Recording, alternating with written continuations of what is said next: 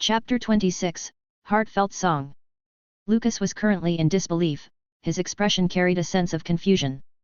He muttered, "Is it just a lucid dream or?" He was definitely not high on substance or something, but he really felt like he was transported to another place, Blue John Canyon, and the memory was still fresh in his mind. Usually, even in lucid dreams, he wouldn't be able to remember so clearly. So basically, the original owner of this current body of his, Lucas Knight, was actually in the deep recesses of his consciousness. After that, the real Lucas Knight finally bid farewell for good. Lucas looked at his clothes that were drenched in sweat.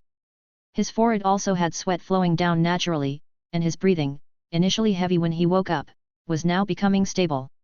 Lucas went to take a shower, and afterward, he examined himself in the bathroom mirror. His upper body was exposed, revealing some muscles, although not as developed as those of someone who exercises regularly. Then, Lucas vividly recalled Lucas Knight disappearing from his consciousness. Although Lucas felt remorse for the real Lucas Knight departing to the afterworld, he also experienced a sense of relief. He didn't want someone from his consciousness peeping at his current activities, as it would strip away any sense of privacy and make him uncomfortable. However, Lucas needed to confirm if what happened was real or just a dream. That's why he stood in front of the mirror again, looked at his face, closed his eyes, and immersed himself in the character of Aaron Ralston, following the character description in the paper. After 10 minutes, Lucas still didn't feel anything like he had experienced before. That can't be right. My instincts tell me that I really possess abilities similar to those characters in the movie Inception. There's no way such a vivid experience could be just a lucid dream. Lucas is quite certain it was not just a dream, what he experienced was undeniably real.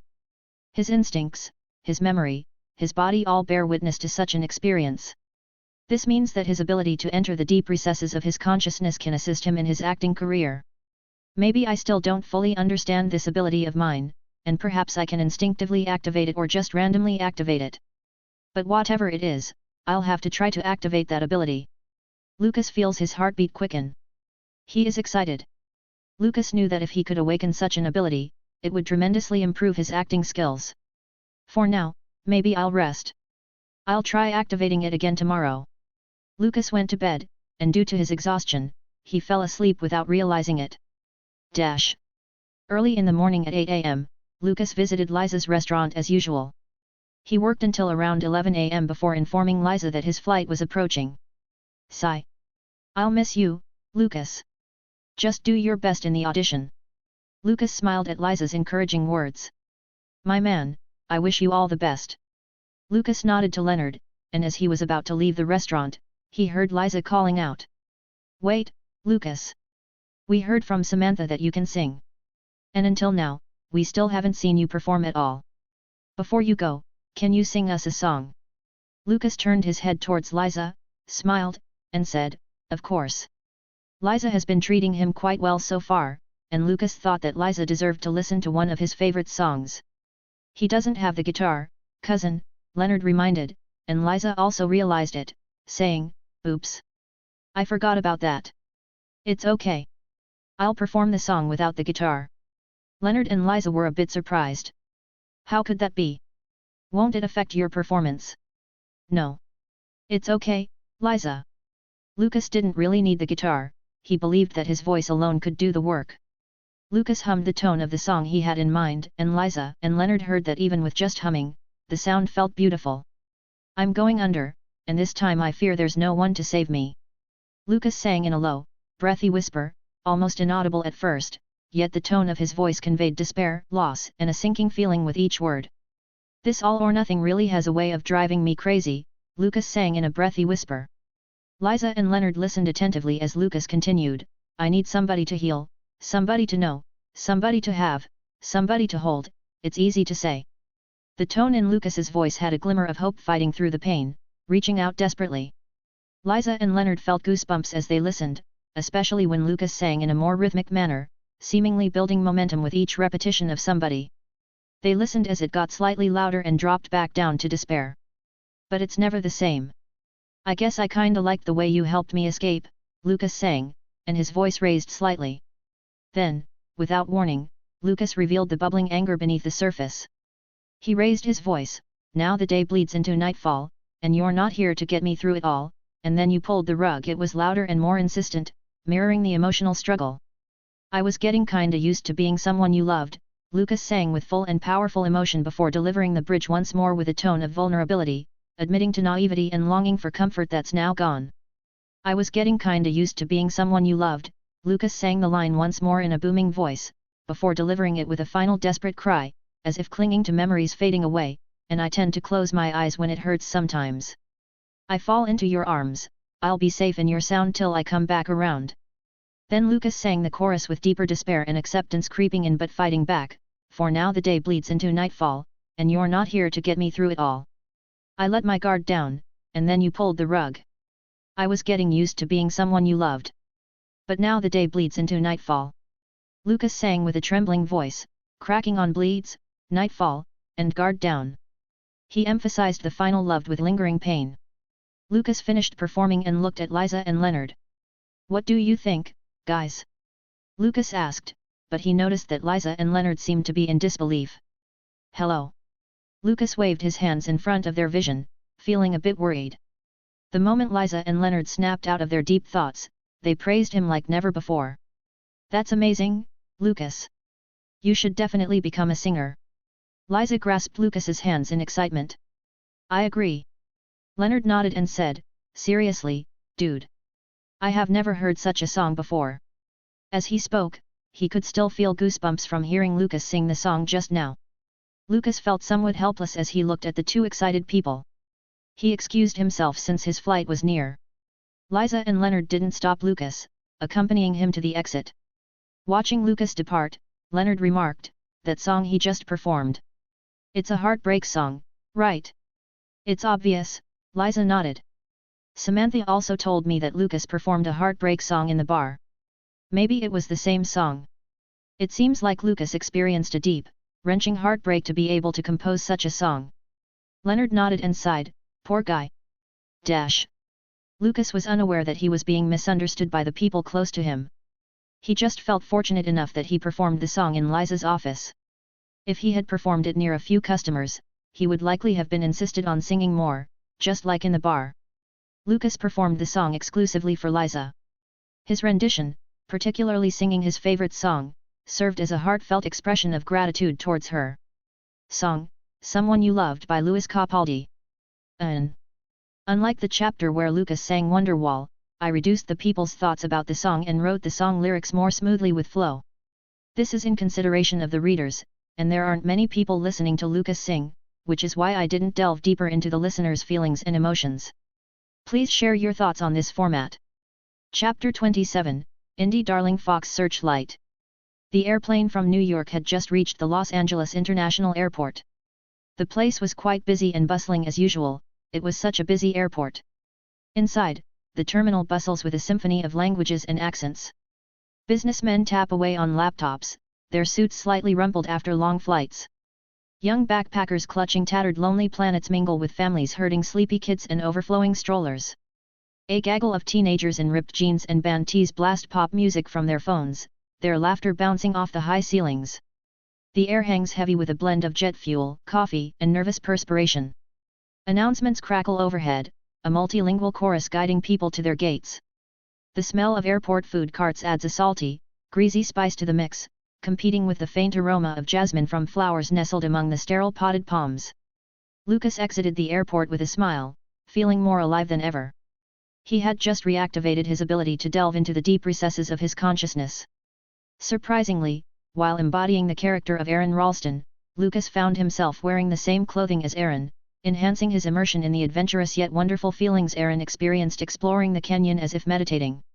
This experience was truly remarkable for Lucas, even though he could only stay in that state for 10 minutes before returning to reality. Though he didn't fully portray Aaron Ralston, it was sufficient for Lucas. In his next journey into the depths of consciousness, he planned to directly act or emulate the scene where Aaron accidentally gets his right arm stuck in the chuck stone. While Lucas might intentionally create this situation, he aimed to be fully immersed in the character, appearing genuinely careless and clueless about the impending tragedy he unknowingly brought upon himself. Lucas hailed a taxi to head to Century City. As he boarded, memories of Sean crossed Lucas's mind. He wondered how that guy was faring. The taxi's worn leather seat pressed against Lucas's skin as it navigated the LA afternoon heat. Palm trees blurred past outside the window, their shadows dancing on the cracked dashboard. Los Angeles buzzed with frenetic energy, amplified through the taxi's scratchy speakers blaring classic rock. The cityscape shifted from sun-soaked beaches to towering billboards emblazoned with movie stars' faces. Lucas craned his neck, observing the billboards. Notably, Leonardo DiCaprio's eyes seemed to stare down at him from a tall building. Lucas observed the billboards briefly before realizing the taxi was approaching his destination. The taxi rattled to a stop under the awning of an unassuming building. While Century Fox Searchlight lacked the grandeur of its studio siblings, the air crackled with the quiet electricity of ambition. Lucas disembarked from the taxi and glanced around. Finally, Lucas muttered as he approached the building. While walking, his mind couldn't help but wonder. In his previous life, 127 Hours was announced in November 2009, but in this world, it seemed much earlier, though he wasn't entirely sure of the details. Curious as he was, Lucas didn't dwell too much on it. After all, he found himself in a parallel world with differences from his previous life like the absence of popular bands and songs. Despite these distinctions, Lucas sensed that this world and his former one felt remarkably similar. Lucas entered the building, marveling at the literary haven he found. Sunlight streamed through arched windows, illuminating walls adorned with vintage movie posters and black and white stills. The receptionist, a young woman with a bored expression and a headset glued to her ear, barely glanced up from her computer screen. "Appointment?" she croaked, her voice monotone. Lucas swallowed, his mouth dry from the experience of entering the Fox Searchlight building, the indie darling nestled among Hollywood's glossy giants. After calming himself, Lucas presented the project script for 127 Hours. The receptionist indifferently observed the paper sheets in Lucas's hands, taking a moment to read them closely. Realizing that the young man before her was applying for the main role of 127 Hours, she was a bit surprised. She scrutinized Lucas's face but found nothing particularly special.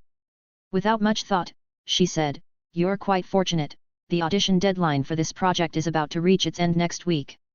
After the young woman provided the information, she directed Lucas to the studio facility where the audition was taking place. Lucas made his way to the studio, observing the inside of the Fox Searchlight along the way. Upon reaching the hall, he noticed several good-looking men seated in arranged seats, appearing to be in a line. Lucas took an unoccupied seat.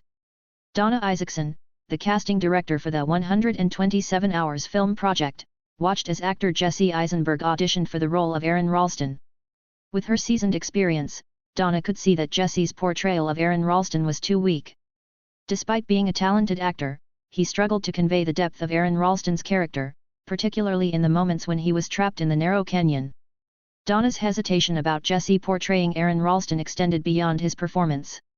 His build and body shape didn't align with the appearance of the real Aaron Ralston. Despite Jesse auditioning multiple times, Donna couldn't see why she should choose him for the role. After Jesse Eisenberg finished his audition, the process continued. As Donna observed more, it became apparent that none of the actors vying for the role of Aaron Ralston could authentically convey the experience of being trapped in the narrow canyon. Certainly, it was an exceptionally challenging role, and accurately replicating Aaron Ralston's emotions during the 127 hours trapped in the narrow canyon was nearly impossible. The casting team acknowledged this, recognizing that only Aaron Ralston himself could truly understand that experience. Donna and her team didn't expect actors to perfectly replicate the situation but aimed for someone who could convey at least half of the real emotions Aaron Ralston went through. In an ideal scenario, Donna would have considered casting Daniel Day-Lewis if he were younger, given his exceptional acting skills. Unfortunately, Daniel's age didn't align with the character. However, the casting team was already exploring alternatives in case they couldn't make a decision for the role of Aaron Ralston before the audition deadline. The team considered Cillian Murphy as a suitable actor for the role and had already reached out to him. However, Cillian Murphy was currently busy, and they were willing to wait a bit, recognizing his talent and capabilities. He was, without a doubt, their first choice. In the event that Cillian Murphy was unavailable, James Franco emerged as another potential actor to portray Aaron Ralston. Interestingly, James Franco was already en route to audition for the role. Chapter 28, Nightmare and Lesson. Sunlight bled through the windows of the Fox Searchlight studio.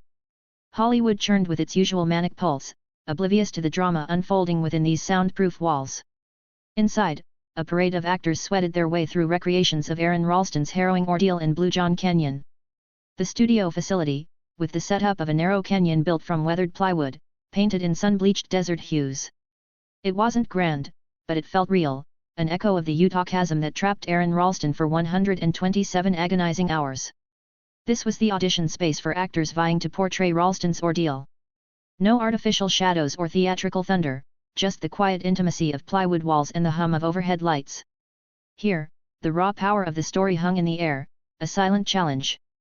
The studio welcomed one actor after another, each auditioning for the role of Aaron Ralston. One actor named Jamie launched into Ralston's descent, and the scene transformed into a canyon ballet, mimicking the sensation of his right arm being squeezed by the boulder, a manic glint dancing in his eyes. He wasn't Ralston, trapped and desperate, but a spider ensnared in a flypaper hallucination. Donna scribbled a note, too theatrical, lacks grit. Jamie walked out of the studio with a downcast expression. Next came Ben, a burly lumberjack of an actor. He chewed up the scenery with Ralston's desperate pleas, spitting gravel between clenched teeth. Donna winced. Overkill, Danny. We need someone to crawl under our skin, not bludgeon us with it. She said to the British director, Danny, ever the imp, just grinned, enjoying the spectacle. Lucas saw actors leave the studio with a downcast expression one after the other, and he didn't know why, but he was slightly affected as he felt more and more nervous. Lucas even spotted Jesse Eisenberg, known for notable works such as The Social Network, leaving the studio earlier. While Lucas patiently waited, he attempted to use the free time to delve into the deep recesses of his consciousness. He wasn't concerned about sleeping for 20 minutes, as Lucas had discovered during a previous experience on an airplane passenger seat that time passed much quicker in his consciousness. Therefore, 20 minutes in his consciousness translated to just 20 seconds in the real world. That's why Lucas persisted in attempting to enter his consciousness to embody the role of Aaron Ralston.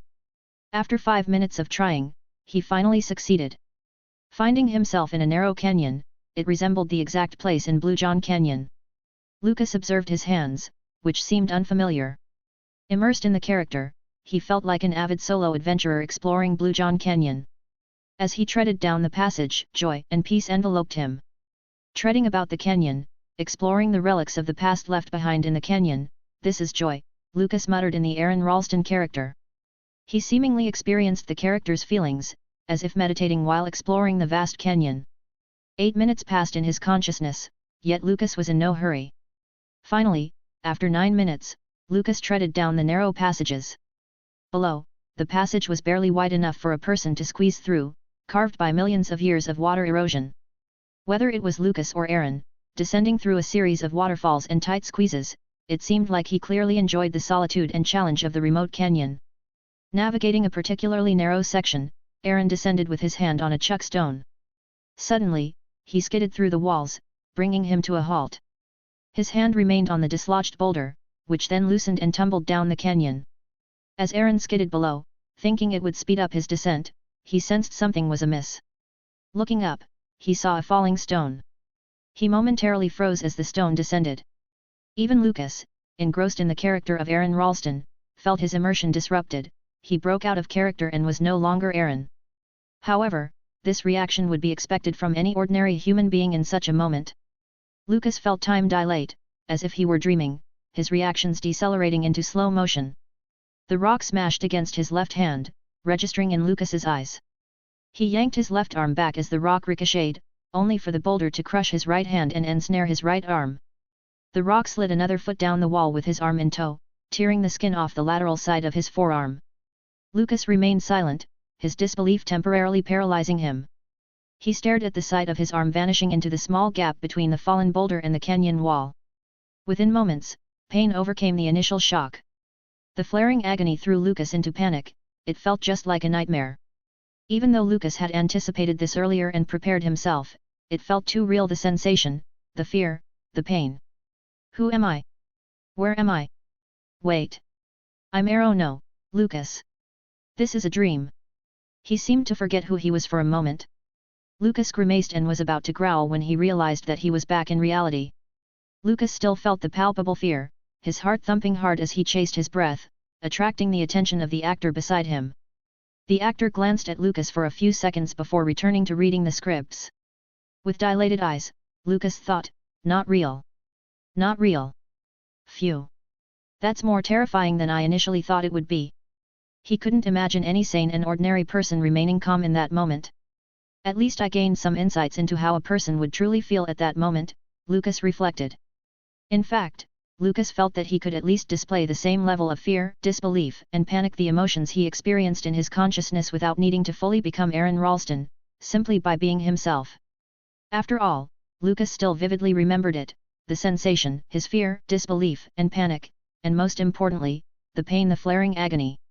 He had never experienced such a thing in his previous life. What he initially felt when the boulder fell, in slow motion, his feelings or emotions were something he couldn't fully describe. Lucas remembered the time slowing down. He didn't know if it was because he was inside his consciousness or if facing death made it possible, but Lucas didn't really care about it. What happened in his consciousness, his attempt to replicate the moment when Aaron accidentally got his right arm stuck at the chuckstone, felt like a nightmare. Lucas was clearly expecting it, but it wasn't exactly what he had anticipated.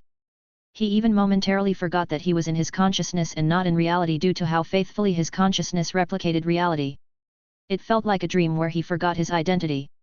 He didn't know if being inside his head, playing a character, was just like a dream.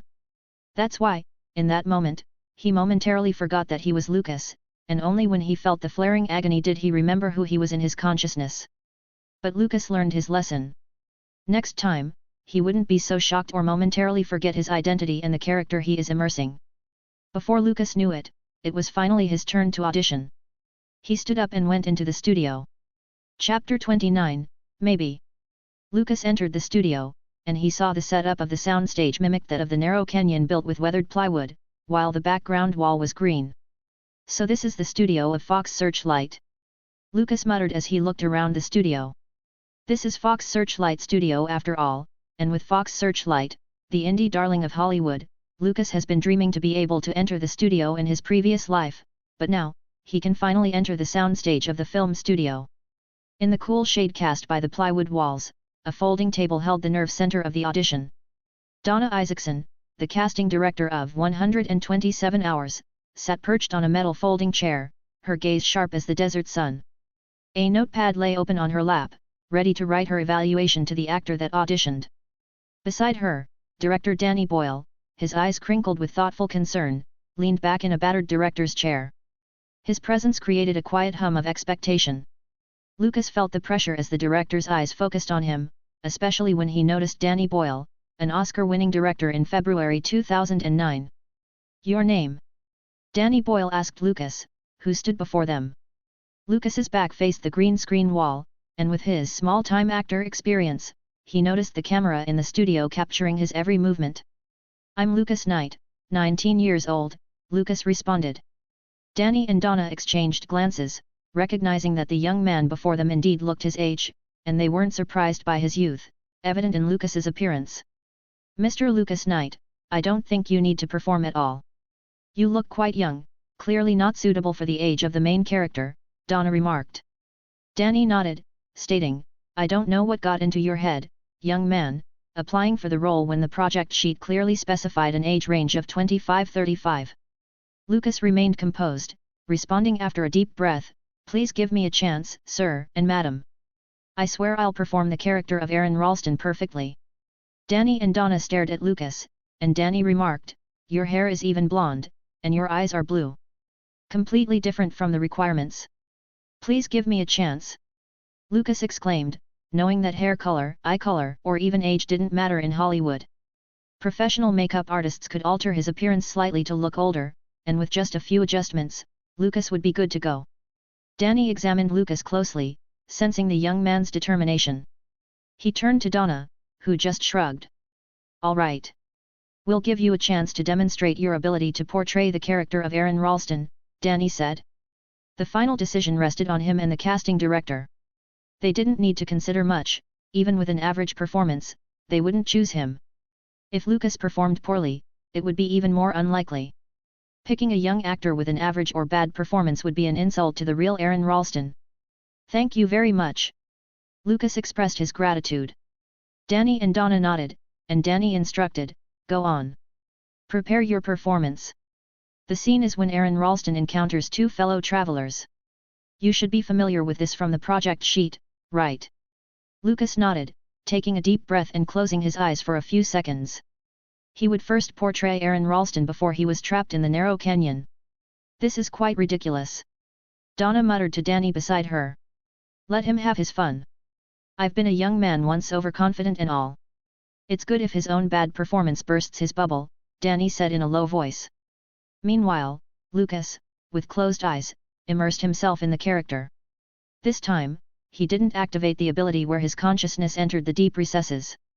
Although the deep immersion had accidentally taken him to the depths of his consciousness in the apartment the first time, now Lucas had gradually understood his power. As long as Lucas didn't intend to portray a character where his consciousness was needed to construct the background, such as recreating the scene where Aaron had the rock fall and smashed down his right arm, Lucas's ability would not activate.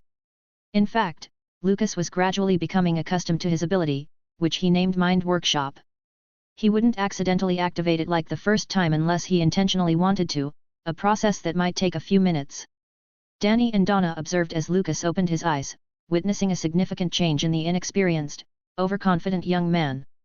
It seemed as though his soul had been replaced, sensing a remarkable shift in his temperament.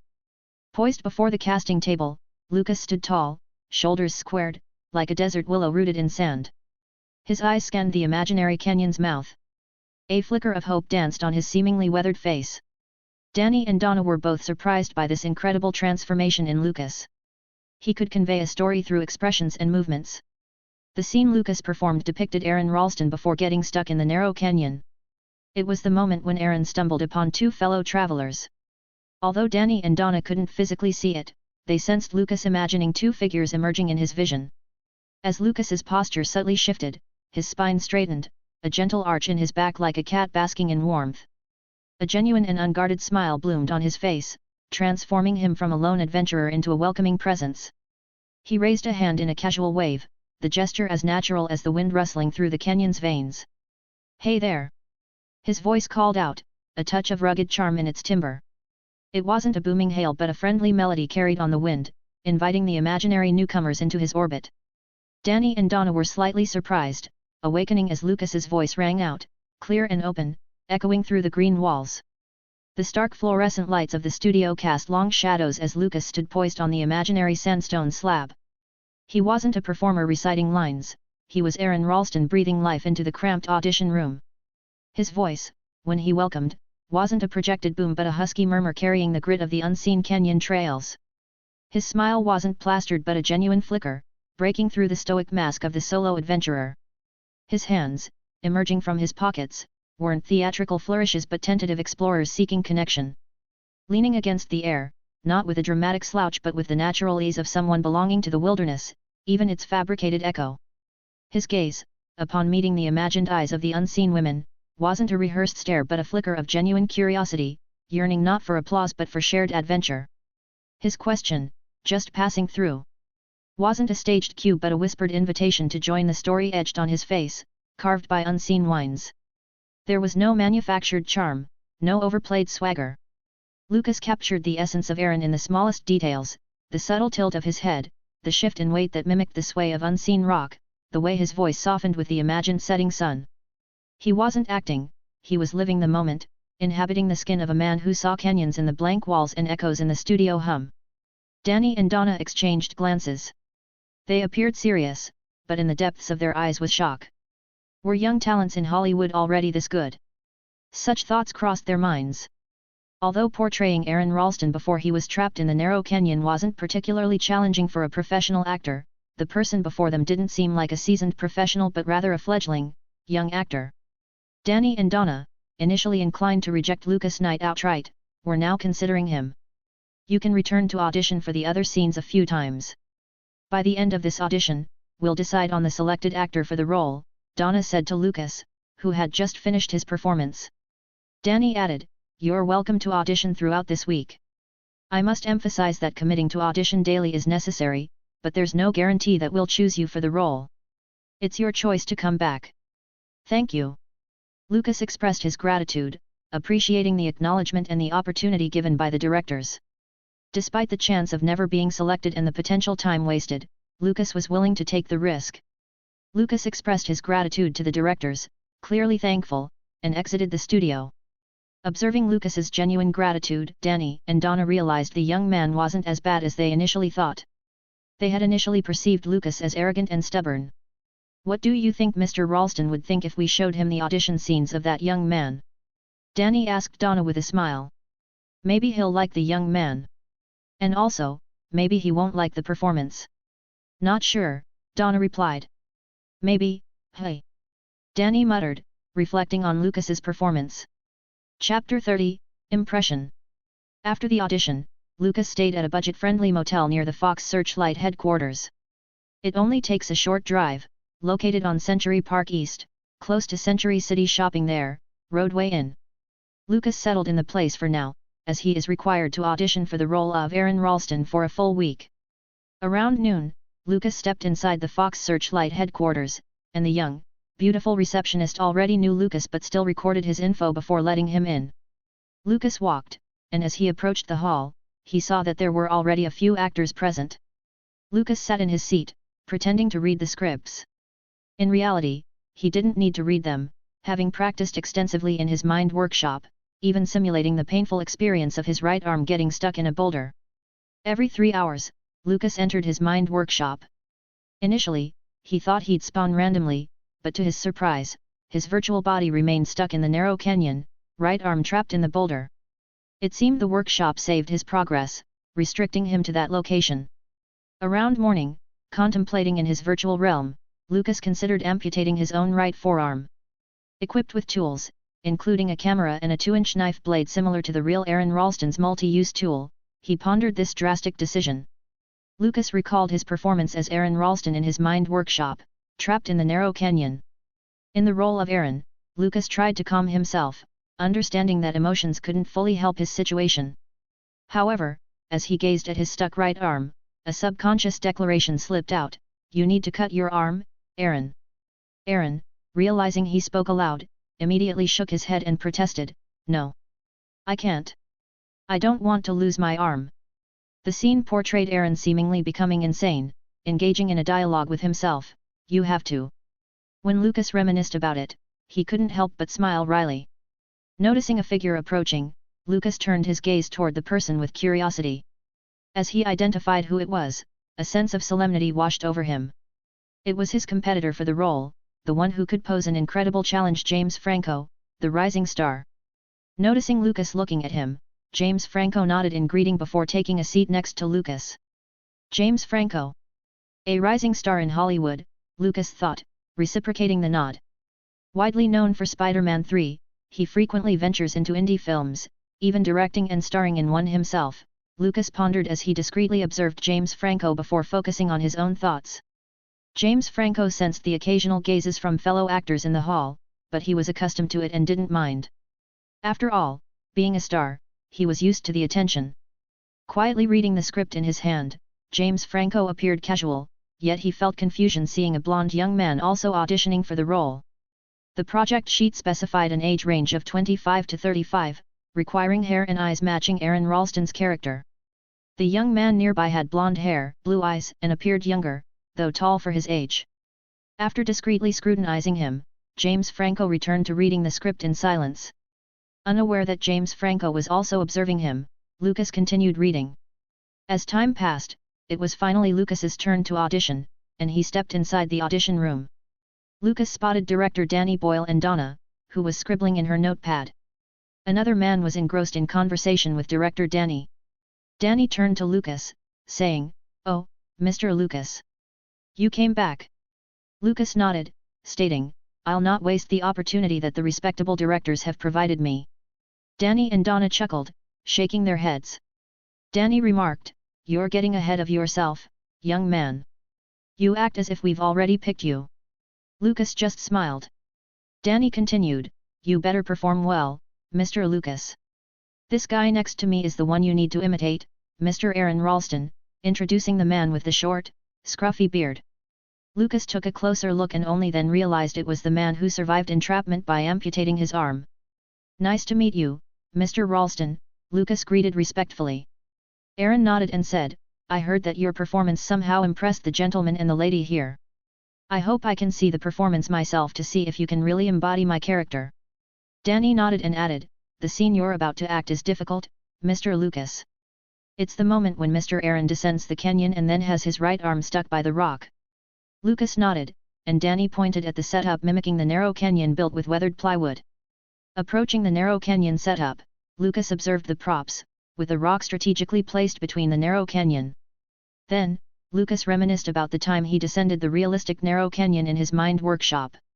Lucas prepared himself as the directors and Aaron observed him through the monitor since Lucas was currently being recorded by the studio's camera. They watched as Lucas stood at the precipice of the mimicked narrow canyon. Beneath it lay safety crash bags and airbags in case the actors accidentally fell. Lucas observed the studio lights casting harsh angles on the plywood sculpted to mimic sandstone, yet to him, it was Moab, a sun-baked gateway to adventure. The descent began. Lucas's movements were precise and practiced. His feet found purchase on predetermined footholds, hands skimming the roughened rock face. The canyon walls pressed close, a comforting hug of solitude. Danny, Donna, and Aaron observed Lucas's performance in the role of Aaron Ralston. They could discern from his movements alone that Lucas had some experience exploring canyons, which impressed them slightly. While descending, they truly felt that Lucas embodied the character of Aaron, evident in his expression that conveyed an apparent enjoyment of the descent. Indeed, as Lucas, in the role of Aaron, delved deeper, a sense of exhilaration washed over him. He became Aaron, the explorer, pushing boundaries and testing limits. The echo of his own voice, bouncing off the canyon walls, resembled a triumphant chant. He felt alive, present, with every muscle humming with the thrill of discovery. Observing Lucas's performance, the real Aaron exchanged glances with Danny and remarked, I don't know why, but I can see myself in the young man. Haha, I can see that. He does look pretty handsome, after all, Danny chuckled, and Aaron laughed softly. Then, on the monitor, they witnessed the scene take a different turn. As Lucas, or Aaron, was savoring the descent into the narrow canyon, a shift occurred. A tremor, subtle at first, like the earth taking a breath. The seemingly immovable rock beside his hand groaned. Ignoring it, he continued descending until he heard the rock falling. When he raised his head, he saw the rock about to collide with him. Danny and the others saw the rock or props about to hit Lucas's head. They thought they'd need to repeat the audition and offer suggestions, but it turned out unnecessary. In the role of Aaron, Lucas raised his hands to shield his head from the rock, yet it smashed into his left hand. His eyes glinted, recreating a moment he had experienced in the mind workshop. Although not as real as his mind workshop, Lucas effectively portrayed the role. As the rock appeared to crush his left hand, Lucas registered the danger and promptly yanked his left hand back. However, as the rock ricocheted, it struck his right hand before hitting his whole right forearm. While Danny, Donna, Aaron, and a few staff watched Lucas's performance on the monitor, they couldn't help but be impressed by how convincingly he portrayed the experience of facing a heavy rock. While the real Aaron watched Lucas on the monitor, he couldn't help but recall the memory when the rock seemed to play out exactly as Lucas's performance. His heartbeat quickened momentarily, remembering such a horrible event. However, he also noticed that Lucas was able to replicate the memory, including the moment when the rock fell on his head, and attempting to block it with his hands, which seemed somewhat ridiculous. Aaron chose to set it aside as a coincidence. Following that, they observed Lucas, with his arm pinned by the rock, displaying an expression of disbelief on his face. It seemed like he couldn't believe what had happened. He pressed on, a knot of unease tightening in his gut. Fuck. Lucas grimaced and growled while looking at his pinned right arm. Observing Lucas's performance, Danny stroked his chin. He sensed some polishing in his acting, but overall, he felt incredibly impressed. After all, it was Lucas's first performance and hadn't been rehearsed yet. He even experienced a bit of goosebumps, feeling like he discovered a diamond in the rough that just needed polishing. It seems the young man has his own interpretation of the character. What do you think, Mr. Ralston? Danny asked Aaron Ralston beside him. I really like how he conveys my character in this performance, Aaron Ralston said with a faint smile. Danny and Donna nodded. Donna wasn't surprised that the real Aaron was easily impressed, considering his lack of experience in the filming industry. Donna scribbled her evaluation of Lucas's performance. Similarly, like Danny, she felt that Lucas could display more than his current performance, but overall, she was impressed too. Chapter 31, Chosen. Lucas has auditioned for the film project 127 hours every day, and, quite so far, Lucas could feel that the directors were showing signs that he could be picked for the role. Although it was just Lucas' feeling, he just felt it was a good sign for him. And in the week of Lucas attending auditions, he was informed by the directors to analyze each performance, discuss strengths and weaknesses, and might select potential callbacks for further exploration.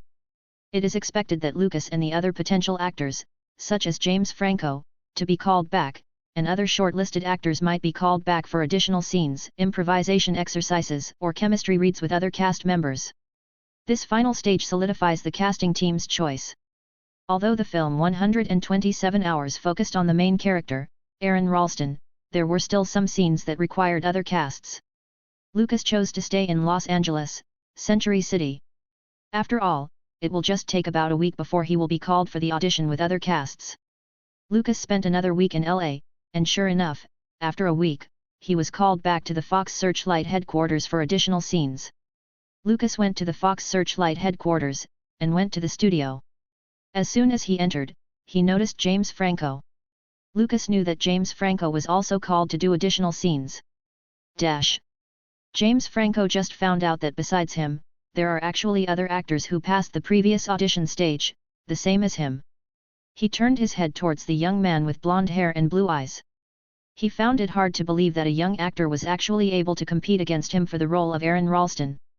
James shook off the distractions from his head as he was the one who would audition first and perform the additional scenes along with the other casts, specifically the characters of Christy and Megan. James Franco warmed up before performing the scenes. Lucas sat in the prepared chair for him as he observed the audition progress. It was James Franco who would audition first, and he looked at James sitting in the distance, reading the scripts. While Lucas also read his scripts, he didn't notice that he was being observed through the camera along with James Franco. The directors and the casting team observed the two actors competing for the role of Aaron Ralston. Director Danny was especially impressed by Lucas.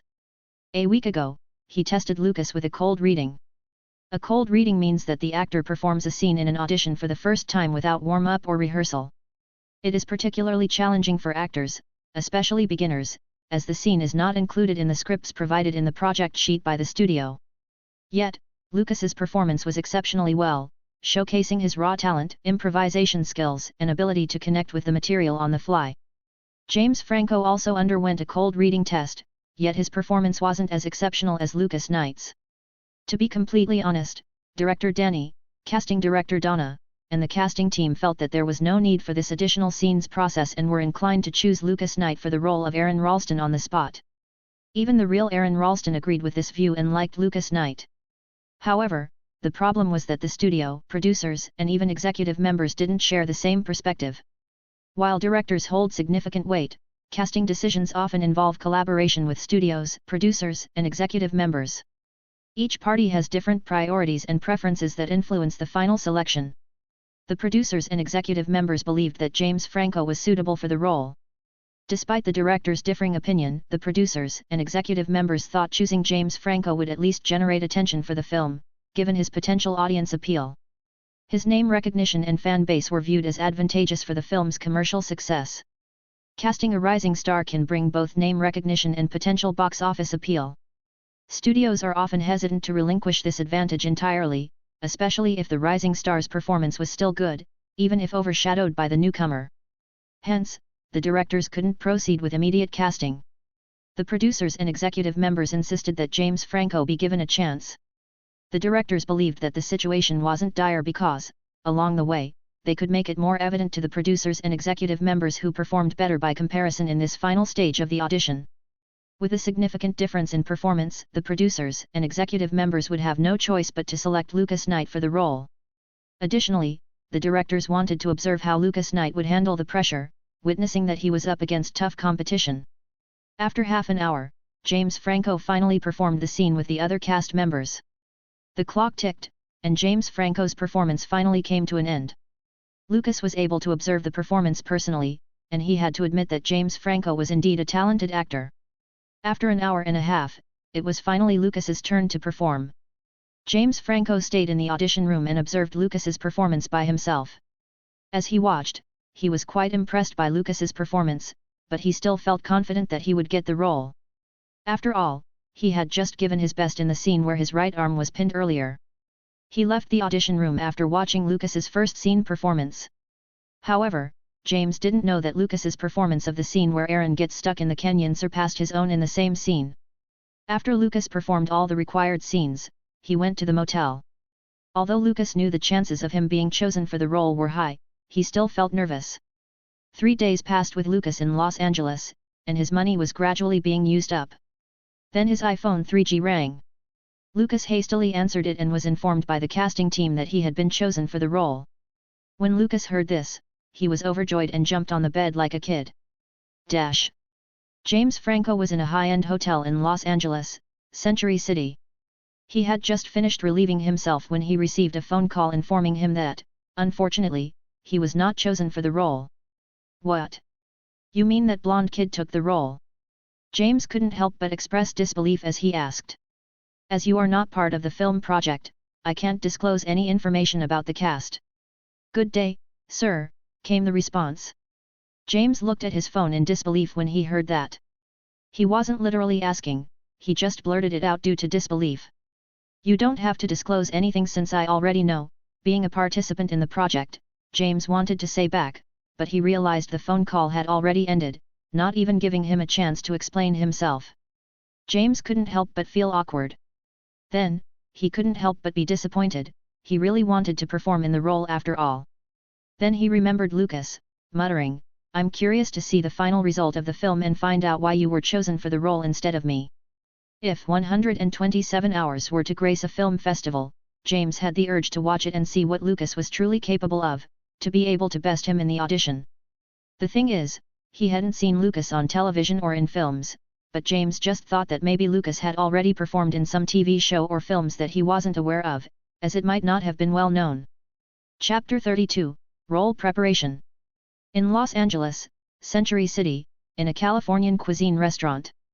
The restaurant named Spago, shimmered like a desert mirage under the California sun.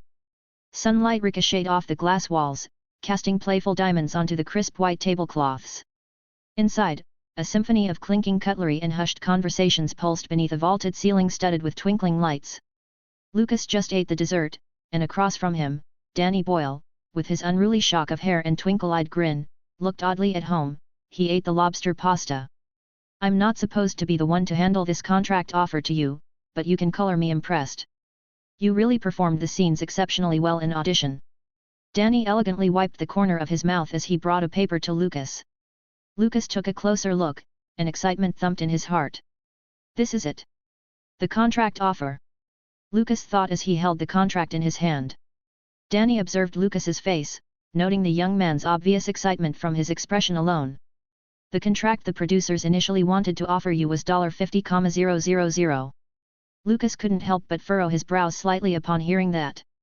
While not experienced in Hollywood, he knew the offer was low, even for indie films, especially for a role where he would be the sole focus for an hour or so. Particularly for an indie film like 127 Hours. Danny noticed the frown on Lucas's face, so he explained, but I helped raise the offer to $350,000. That's the best I could do, the studio didn't budge after that. He sighed and continued, the producers lack confidence in you, despite your better performance compared to James Franco. However, your resume is obviously not as strong as his. Chuckles. Lucas felt a bit disheartened at Danny's last remark but managed a small smile. Indeed, his resume paled in comparison to James Franco's. Seeing Lucas's reaction, Danny reassured him, but don't worry. As a CO producer of the film, I have some influence. The contract is still negotiable, and I can assist you in the negotiations with the studio. I suggest asking for better compensation and adjusting some terms. Lucas nodded in understanding. But the decision is yours. Are you satisfied with the contract in your hand, or do you want to negotiate? Danny asked Lucas seriously, who currently held the initial contract offer. Lucas was silent for a moment and then said, I want to counter-offer. Danny smiled upon hearing that and remarked, I knew you were smarter than you look. Lucas grinned wryly at Danny's comment and continued, first, I'd like box office bonuses. Surprised, Danny looked at Lucas and asked, oh? You want to receive a percentage of the film's box office revenue once it surpasses a predetermined threshold. Lucas nodded. The film's threshold amount is $30 million. It's already considered quite high, but do you believe the film can surpass that? Danny asked, looking at Lucas in surprise. Lucas nodded, asserting, I want a 3% share of the box office if it surpasses the threshold. Danny chuckled, remarking, I think the studio might not agree. There's a chance the film may surpass the threshold, but I'll try to convey your request.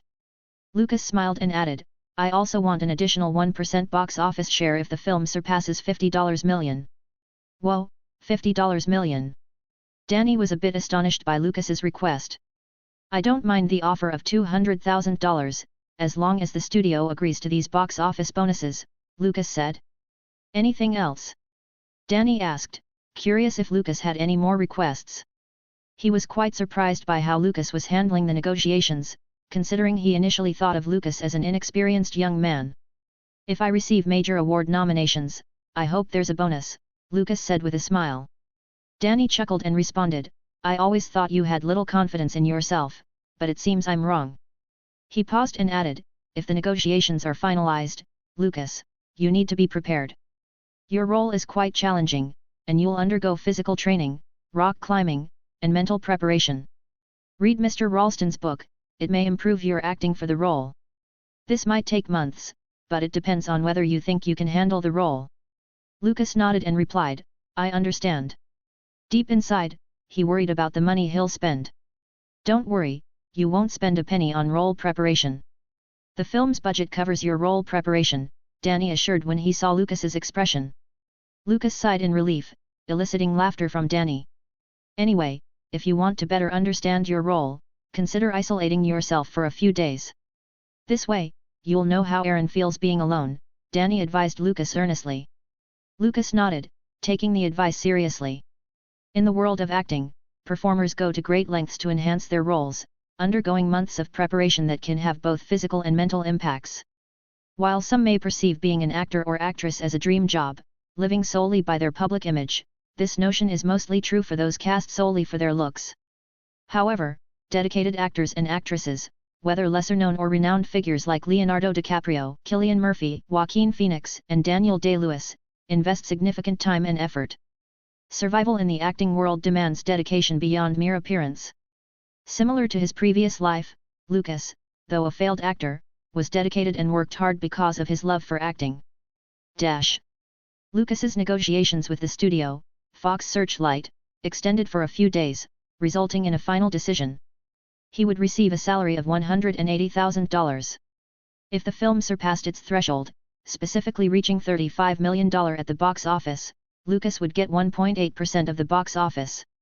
Additionally, if the box office hit $50 million, Lucas would receive an extra 1% of the box office. The studio's negotiators didn't bother haggling for the additional 1% of the box office that Lucas had requested. They doubted the box office would reach $50 million with an unfamiliar actor like Lucas in the lead role. Anticipating the film's box office to at least hit $30 million, possibly $35 million, the negotiators focused on the initial 3% request from Lucas. They settled at 1.8%, meaning that if the box office reached $35 million, Lucas would receive $90,000 of $5 million. In the best-case scenario, if the film reached $35 million with a 3% share, Lucas could potentially earn $150,000 of $5 million. Regarding the additional 1% for reaching $52 million, if the film miraculously achieved this milestone with an unfamiliar actor like Lucas in the lead, Lucas would receive $420,000.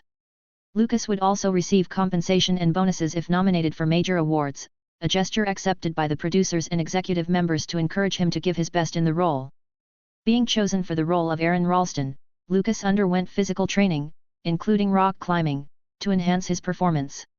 With the contract finalized, Lucas, along with the team's assistants, traveled to Utah and, after a few weeks of physical training, ventured into Blue John Canyon. Stepping foot in Blue John Canyon, Lucas was surprised to find it exactly as he had envisioned in his mind workshop.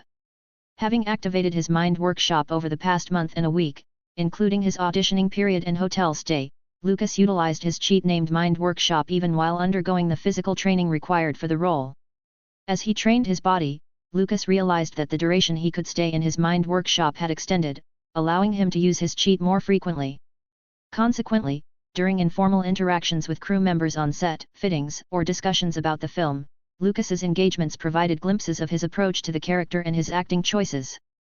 Lucas practiced rock climbing in Blue John Canyon itself. During breaks in his physical training, he would delve into Aaron Ralston's book, with specialists available to guide him in exploring the role. Occasionally, opportunities for limited screen tests or mock UPS of scenes arose during his training phase, offering more concrete feedback on his acting and portrayal of Ralston under physical duress. In his free time, Lucas would call Liza or Leonard, both initially happy about his role but saddened when he mentioned that he might not see them for months. On July 23, 2009, Lucas found himself on the phone with Liza, saying, "I probably won't be able to call for a while." "I see. I hope I'm not bothering you," Liza replied. Lucas smiled and reassured her, "It's all right. Your television appearance is just around the corner," Liza suddenly remarked. "It's in September, Liza," Lucas said with a wry smile. After chatting with Liza for a while, Lucas eventually entered a room. This time, he planned to isolate himself for days or even weeks. Despite the support from the production team, Lucas felt a bit conflicted. Although, with his mind workshop, it seemed unnecessary for Lucas to isolate himself, he chose to do so, using the room as a reason for improving his acting. During his time alone in the room, he could better focus on his mind workshop. Apologies for the oversight. I neglected to include the 1.8% of $5 million if the movie reaches $35 million. Additionally, in cases where the movie earns over $50 million, Lucas is entitled to an extra 1% of the box office revenue above the $50 million threshold, in addition to the 1.8% base bonus. For instance, if the movie earns $52 million, the actor would receive 1.8% of $22 million, the amount exceeding the $50 million threshold, which amounts to $420,000, along with any base bonus. Chapter 33, Progress in the Cruise Shocked, Bonus. I apologize for the oversight in the previous chapter. I failed to mention the 1.8% of $5 million if the movie reaches $35 million. Moreover, if the movie's earnings surpass $50 million, Lucas is entitled to an extra 1% of the box office revenue exceeding the $50 million threshold, in addition to the 1.8% base bonus. For example, if the movie earns $52 million, the actor would receive 1.8% of $22 million, the amount exceeding $50 million, totaling $420,000, along with any base bonus. Lucas was gradually getting used to the room. He noticed that there are hidden cameras around the corner but ignored them. The production probably will monitor him through the room. The room was locked, but Lucas had necessary foods inside, along with a bathroom and a small kitchen beside it. Lucas looked at himself in the bathroom mirror, and he could see the changes in his body. The reason for the physical training was for Lucas to be at least similar to the physical build of Aaron Ralston. To be honest, Lucas wasn't sure if isolating himself in a room for a few days could help at all. Despite that uncertainty, he could freely use his mind workshop in this room, and so far, he has experienced improvement. Now, he'll enter the mind workshop once more. Closing his eyes and immersing himself, Lucas entered his mind workshop, and his mental body remained in the narrow canyon, his right arm still pinned by the boulder. Lucas now assumed the character of Aaron. Aaron had already spent 3 days in the narrow canyon. The passage of time for him being stuck in the narrow canyon within his mind workshop was still 2 days, even though in reality, a month and a half had passed. This is because, as mentioned earlier, Lucas can only enter the mind workshop several times a day. Yet, the mental body in his mind workshop remained trapped in the narrow canyon, and time within the mind workshop would pause when Lucas was not present. As Lucas entered the mind workshop, time in that mental space resumed. Although he had just entered, it felt as if he had been enduring the hardships of the narrow canyon as Aaron Ralston for a few days. Not to mention, Lucas would momentarily forget his memories outside, although he still retained awareness of his identity. This functionality of the mind workshop helped Lucas immerse himself further in the character of Aaron Ralston. Due to the realistic pain and setting, Lucas embodying Aaron found himself contemplating various thoughts. His mind wandered, his eyes blankly staring at the rock. The depth of his gaze seemed to ask, "Will I ever escape from this place?" The scorching sun had drained the moisture from his lips, transforming his throat into sandpaper. Time, once a galloping stallion, had slowed to a sluggish donkey, with each creaking second feeling like an eternity in the stone tomb. Then, akin to a cartoon coyote pursuing a tantalizing mirage, hallucinations set in. First, a giggle, high-pitched and tinny, danced on the edges of his hearing like a runaway balloon. He blinked, squinting at the canyon wall, anticipating a dust devil or a desert hawk. Instead, a vision unfolded straight from his childhood Saturday mornings. 2 oversized feet in red platform boots emerged from behind a boulder, followed by baggy green pants held up by a comically large belt. Then, the unmistakable head appeared, shaggy brown fur, oversized teeth, and a dopey grin split right down the middle. Scooby-Doo, in all his cartoon glory, had strolled into his dehydrated delirium. Like, Ruby-Doo-Bye-Roo, Aaron. Scooby's voice echoed, muffled by rock and sweat. What's the Scooby-Doo-Bye deal with Bane trapped in a canyon, dude? Parched and delirious, Aaron could only manage a dry croak. Scooby, thankfully unfazed, trotted closer, dragging a comically oversized magnifying glass behind him. Zoinks! Scooby exclaimed, examining Aaron's arm with exaggerated shock. Like, that looks worse than the time Shaggy swallowed that whole box of Scooby snacks. Aaron managed a chuckle, the first spark of laughter in days. The absurdity of it all, a talking cartoon dog in a real-life nightmare, was somehow comforting. Suddenly, a figure draped in a purple sheet materialized beside Scooby. Shaggy Rogers, lanky and perpetually nervous, peered at Aaron with wide, bloodshot eyes. Zoinks, Scoob, Shaggy whispered, his voice a conspiratorial tremor. Like, maybe he found the old man's hidden treasure. Scooby's eyes lit up like light bulbs. Treasure, you say? Like, gold doubloons and ruby necklaces. Guys, Aaron croaked, there's no treasure. Just a boulder and me. But his protests were drowned out by Scooby's enthusiastic sniffing. The dog scampered around the canyon, nose twitching in overdrive, while Shaggy kept a nervous lookout for unseen dangers. While Lucas's consciousness was in the mind workshop, he wore a foolish smile in the real world. The camera captured everything, including Lucas saying out loud, guys. There's no treasure. Just a boulder and me. Those monitoring Lucas sensed something was amiss because they could clearly see him taking a nap while sitting, yet he displayed peculiar behaviors. A specialist exclaimed, "Is Mr. Knight really all right?" Danny and Donna exchanged glances, and Danny reassured, he was just immersing himself in the role. There's nothing strange about it. Initially, Danny wasn't concerned, thinking Lucas was merely immersing himself. However, as time passed, Lucas seemed to be hallucinating with his eyes closed during what appeared to be napping sessions throughout the day. This behavior continued and became more pronounced. Even Danny and Donna were gradually getting confused. They could see that Lucas wasn't simply immersing himself in the character, they genuinely felt that Lucas was truly hallucinating. When Danny and the others observed Lucas with his eyes closed, seemingly napping yet displaying a pained expression, they were shocked not just because of that. While Lucas had his eyes closed, it seemed like he was in a deep sleep, dreaming.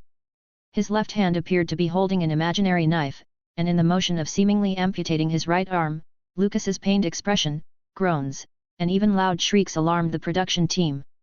Some crew members were worried and asked themselves, is he really just acting? Even if they weren't experienced in the industry, they could feel Lucas's pain in his groans and shrieks, sensing that it wasn't something easily faked. Especially Lucas's expression, coupled with his pained look, his closed eyes were tearing up, and tears continued to flow down like a river. The crew couldn't help but feel a chill. They were even pondering whether Lucas Knight could be the second Daniel Day-Lewis. 7 days later, Lucas finally emerged from the room. The specialist asked him, "How do you feel?" Lucas simply replied, "I'm doing fine." He drank water from the bottle and added, "I think I can portray Aaron Ralston now." Upon hearing that, the specialists discussed the role with Lucas before he met with the casting director, Donna, who oversaw Lucas's mock-up scenes. Director Danny observed the monitor as Lucas, now sporting a weathered face from isolation and likely exhausted from immersing himself in the role, performed. Danny sighed. He had witnessed Lucas's dedication to the role, and the team's choice was justified, yet he also felt compassion for the young actor. Such is the life of an actor. Nevertheless, Danny pledged to give his best in directing the film, ensuring Lucas's efforts were apparent on screen. Initially, Danny had planned for his directing in 127 hours to overshadow the actor, but with Lucas in the lead role, that perspective had shifted. Chapter 34, the indie film commence.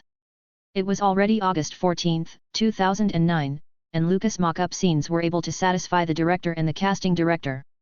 The crew felt it won't be long before the filming will begin, as Lucas was about to finish the books regarding engineering and medical knowledge. Lucas was quite confident that he will deliver an exceptional performance. After all, he actually amputated his right arm in his mind workshop or mental world, and his stuck mental body was finally able to get free from being stuck on the narrow canyon. At the same time, Lucas was able to learn a lot of things when he was able to complete his acting in the mind workshop. Although what happened in his mind workshop wasn't real, Lucas felt that life is very precious. And he remembered the people who were actually very precious to him at the same time. Paul, Liza, Leonard, Samantha, and even Sean flashed in Lucas' mind as he was exercising. Before the filming begins, Lucas will still do physical training for a bit, and the crew was also preparing for the film. Utah's desolate, sun-baked landscapes provided the ideal backdrop for recreating Blue John Canyon. The location scouts scoured the state, ensuring the chosen site mirrored the real-life terrain with chilling accuracy. After that, the production team, led by visionary production designer Mark Slay, painstakingly constructed a detailed replica of the boulder and surrounding canyon walls. Every crack, crevice, and shadow aimed to transport viewers directly into Aaron's trapped world. On August 20, 2009, the filming of 127 Hours officially began. The production team will shoot the interior and flashback scenes before heading to Utah, such as Aaron's apartment, working with the climbing group, and filming flashback sequences with his friends. The makeup artist's skills worked wonders as they were able to make Lucas appear older than his age. Lucas' blonde hair was dyed brown, including his brows a few days ago, and his eyes were wearing brown contact lenses. When Lucas saw himself in the mirror, although he could still see his handsome features, he had to admit, the makeup artists were really good. Although it didn't significantly change his appearance, it did make Lucas appear older, as if he was in his 30s. A moment later, the fluorescent lights of Aaron's apartment hummed with a low, industrial drone. The camera crew, a well-oiled machine of whispers and muffled clicks, huddled in the corner, their gaze fixed on the lanky figure in the center of the room. Lucas Knight, in the skin of Aaron Ralston, meticulously folded a worn climbing harness, his movements economical and practiced. The camera crew, a discreet ballet of focus pullers and sound technicians, pirouetted around him, capturing the scene in hushed whispers and the click-clack of equipment. Director Danny Boyle, a hawk with a watchful eye, leaned against the doorway. "All right, sound check," he announced, his voice barely a murmur. A disembodied voice piped through a speaker, responding, "Rolling sound." Lucas, oblivious to the silent orchestra around him, heard Boyle asking, "Ready for a take?" Boyle's voice crackled through the headset. Lucas nodded, a smile playing on his lips. It seemed he was already immersed in the role of Aaron. "Action!" Danny Boyle's voice, sharp and decisive, cut through the air. Lucas's head snapped up, his eyes flickering with a familiar mix of excitement and apprehension. The scene was simple: Aaron, packing for his fateful Utah trip. But in the tight confines of the apartment, surrounded by climbing gear and half-eaten burritos, Lucas needed to capture the simmering tension beneath Aaron's carefree facade. Aaron moved with calculated nonchalance around the cramped apartment set. Each action, however mundane, stuffing socks into a backpack, rolling a frayed sleeping bag, held the simmering energy of a man on the precipice of change. The camera crew hummed with controlled chaos, whispers rustling amidst the soft whirring of machinery. Director Danny Boyle, perched on a director's chair, scribbled notes, his eyes rarely leaving the monitor where Lucas's image flickered, intense. Suddenly, a shrill ring pierced the air, shattering the practiced calm. Lucas flinched, the backpack strap slipping in his grasp. The telephone, propped on a cluttered desk, emitted an insistent buzz. "Cut!" Boyle barked, the crew melting away like shadows. Silence, heavy and charged with anticipation, descended. Lucas, sweat pricking his brow, took a deep breath, inhaling the scent of stale coffee and damp cardboard. He knew the drill. This wasn't the first time, the first take. But somehow, the simple red rotary telephone remained unconquered, its incessant ringing a gnawing reminder of the life Aaron was leaving behind. Lucas shook his head, drank a bottle of water, and then calmed himself. The crew looked at Lucas with confused expressions, but they kept doing their tasks, while Lucas reminded himself that he was embodying the character of Aaron before the tragedy. Quickly preparing himself, Lucas nodded to Danny. Ready? Boyle's voice echoed, softer this time, tinged with empathy. The kid immersed in the character too much. Danny thought. Although an actor immersing himself in the character is good for better performance, actors sometimes get lost in it. Lucas nodded, swallowing the lump in his throat. With a nod to the sound technician, Boyle raised a hand. The phone shrilled again, piercing the quiet like a gunshot. Hey, Aaron here. Leave a message. This time, Lucas, or Aaron, didn't flinch. The red rotary phone shrieked like a banshee in heat, its insistent bleating a stark counterpoint to Aaron's methodical packing. Lucas, seasoned in Aaron's skin, didn't bat an eye. The message was an unwelcome echo, a reminder of the life he was about to shred like cheese on a cheap grater. As he was packing, the sound of his sister's voicemail echoed through the telephone. Hey, Aaron. Sonia here, again. I know that you're probably gonna be away this weekend, but listen, just think about what we're gonna play. Please. Instead of flinching, he popped open the fridge. Chips crunched under his teeth, a staccato counterpoint to Sonia's bubbly voicemail bouncing off the peeling wallpaper. His eyes, however, scanned the shelves not for sustenance, but for something missing. Aaron went to the drawer in the kitchen, and the camera captured his fingers brushing against the empty space where his trusty Swiss Army knife usually lay. The camera caught the hand missing the Swiss Army knife, and instead, it closed around the cheap handle of a thrift store multi-tool. "'Cause we have to decide, and we need to practice, okay? Anyway, it will be fun. I promise. And, oh. Please call Mom. Please. 'Cause she worries, which you know already. Okay. Later, bye." Sonia's voicemail continued to play before bidding farewell.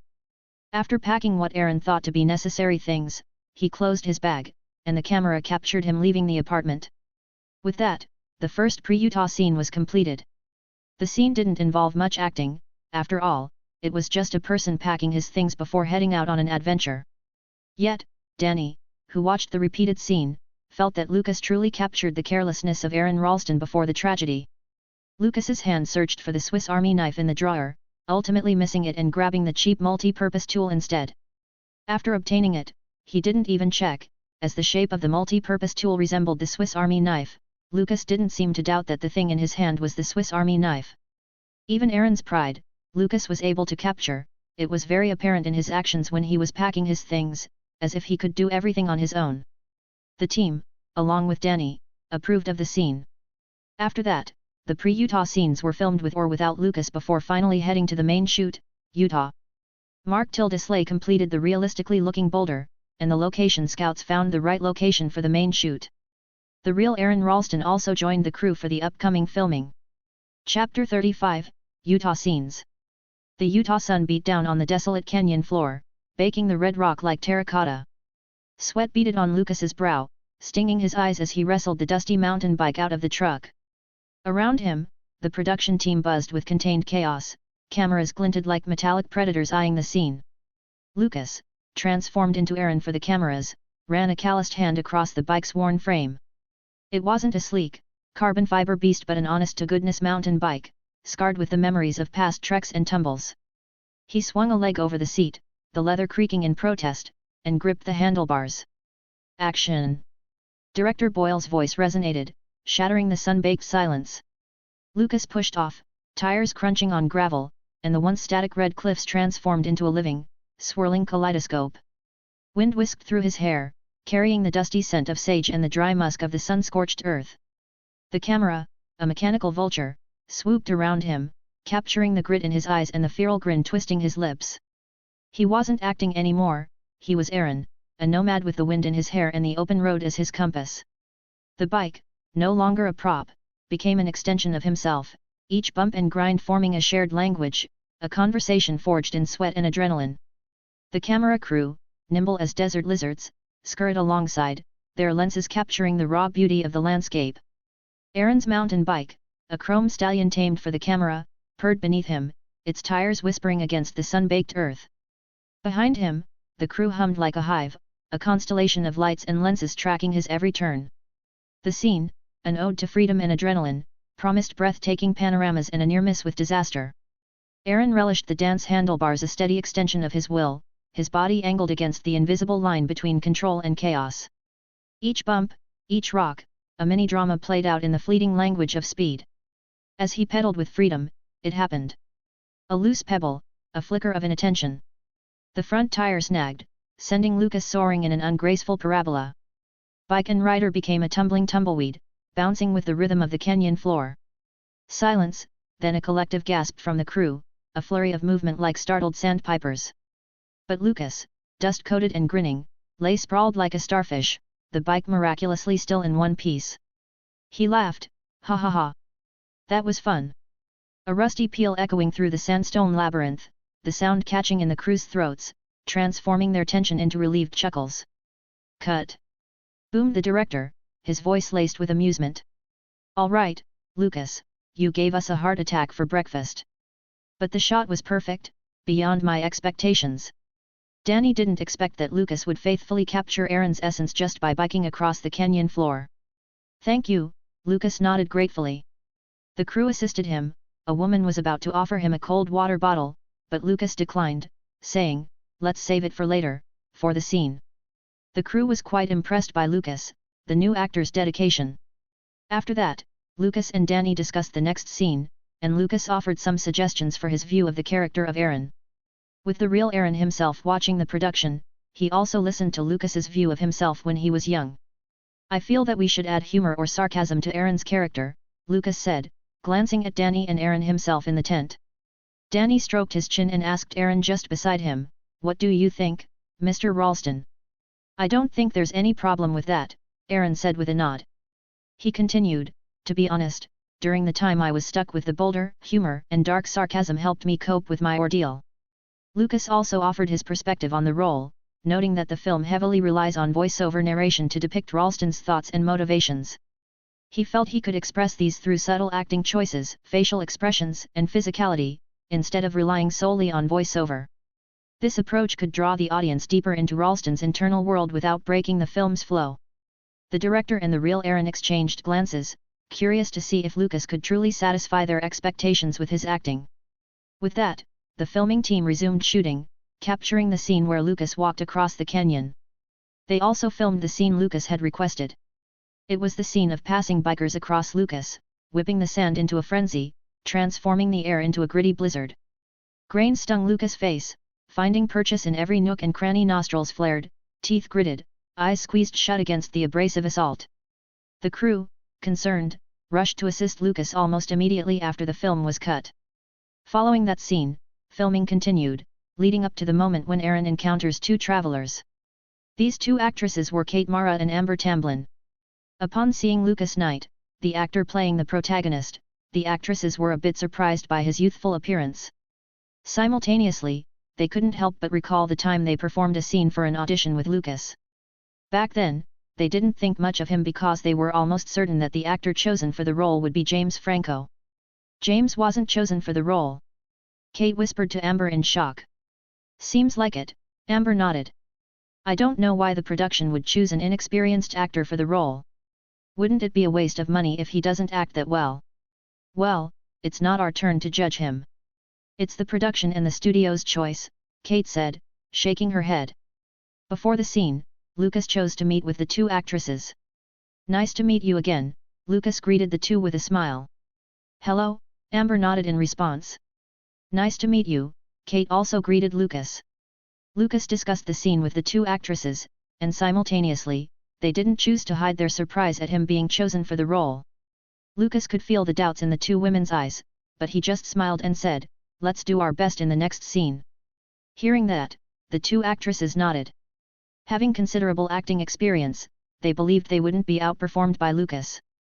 Although he did well in the audition with them, the two actresses didn't give their best since the audition wasn't for them but for Lucas and James.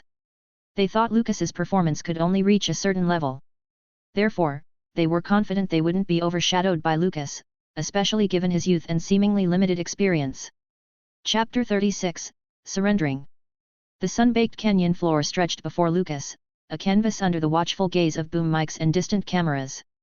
Director Danny Boyle, sweat beading on his brow, knot on his lip, his eyes glued to the monitor. This was it. Aaron's first encounter with Christy and Megan. The camera crew huddled beneath sun-bleached tents, their whispers muffled by the desert heat. A cameraman, his lens trained on the dune's crest, held his breath. Lucas, now fully Aaron, emerged, a solitary figure against the parched earth. Before approaching, Lucas paused, his gaze seemingly catching the two figures out of sight. He descended the dune into the shallow wash, a practiced move born of weeks of trekking, but it seems like he was experienced for years with his acting. Rounding the corner, he spotted the hikers, Kate Mara as Christy and Amber Tamblyn as Megan, their forms shimmering in the distance like desert mirages. His surprise, subtle yet evident in the slight widening of his eyes, echoed in Danny's muttered, "There it is." Alone for 3 hours, with silence as his companion, Aaron's eyes revealed a flicker of anticipation when the sudden presence of others interrupted his solitude. He paused, slipping off his headphones slightly, the gesture captured by a nearby camera.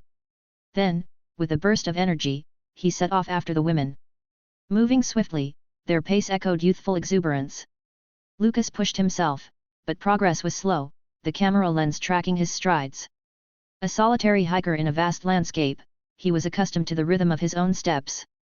However, in this unexpected company, a new rhythm emerged, one of pursuit and connection. He had prepared for solitude and the stark beauty of the canyon walls, not for this unexpected encounter. Yet, as he rounded a bend and caught their eye, a genuine and warm smile softened Aaron's features. He called out with a gruff howdy that echoed through the canyon, the sound discreetly picked up by a boom mic held by a sound technician. The women, startled, exchanged a glance. Megan, with her brunette hair catching the sunlight, offered a friendly "Hey there." Christy, her gaze reserved but curious, simply nodded. Not one for awkward silences, Aaron pressed on, his voice slightly hesitant at first, gaining confidence as he spoke. "Didn't expect to see anyone out here today," he admitted, the camera zooming in on his face, capturing the flicker of surprise in his eyes. Megan chuckled, a sound that rang out in the stillness. "Yeah, you surprised us, sneaking up like that." Change of perspective. The canyon floor stretched beneath the desert sun, a bleached canvas waiting for its colors. Kate Mara, portraying Christy, and Amber Tamblyn, portraying Megan, trudged along, their shoulders hunched against the desert heat, their conversation punctuated by the crunch of boots on rock. Both seasoned actresses, they took their roles seriously, but a sliver of doubt gnawed at them. They couldn't imagine a young actor like Lucas, playing Aaron, outshining James Franco in the audition tapes. The scene unfolded. Lucas, now transformed into Aaron, crested a dune, a solitary figure against the vastness. His howdy echoed, rough and genuine. Kate's eyes narrowed, dissecting his delivery, while Amber's smile remained guarded, a flicker of surprise betraying her. Aaron, appearing to hope for a more engaging response, subtly gestured and said, "I wasn't expecting to see anyone in the canyon today." Kate and Amber sensed the surprise in Lucas's voice.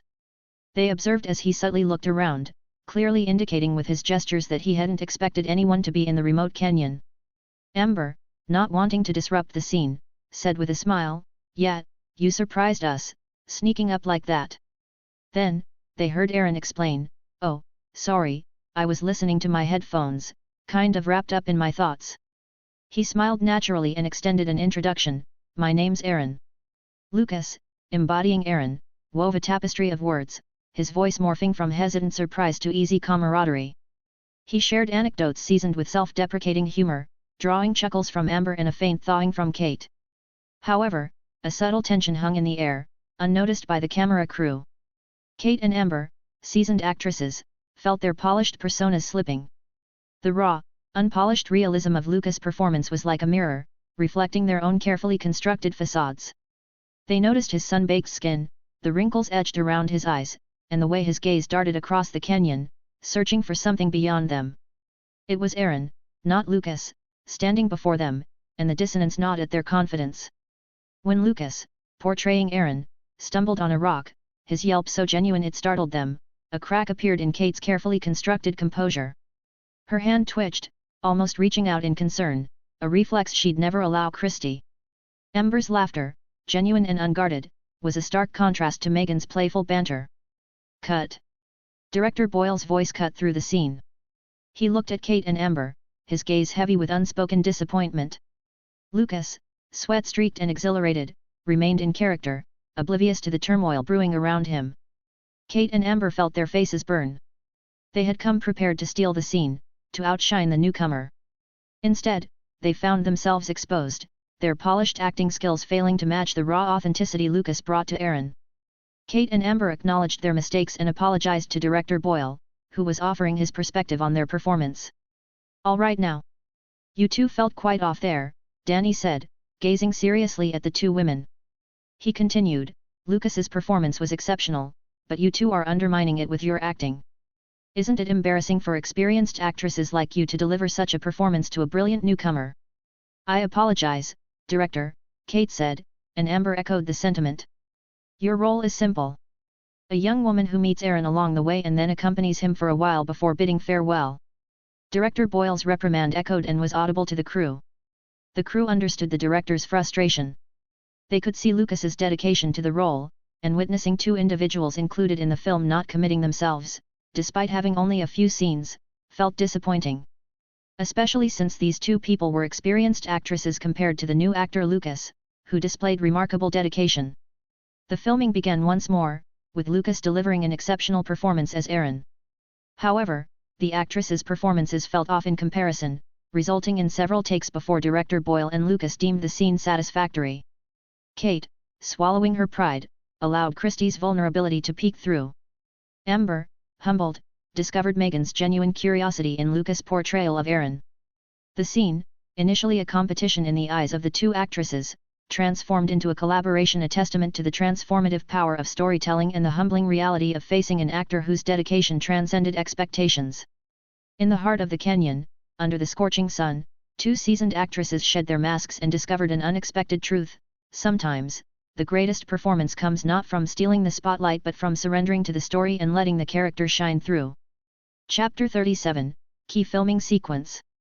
Fish's fluff head pulsed through Lucas's headphones, a rhythmic counterpoint to the flurry of activity around him. The underwater scene loomed a baptism of sorts in the azure heart of Homestead Crater.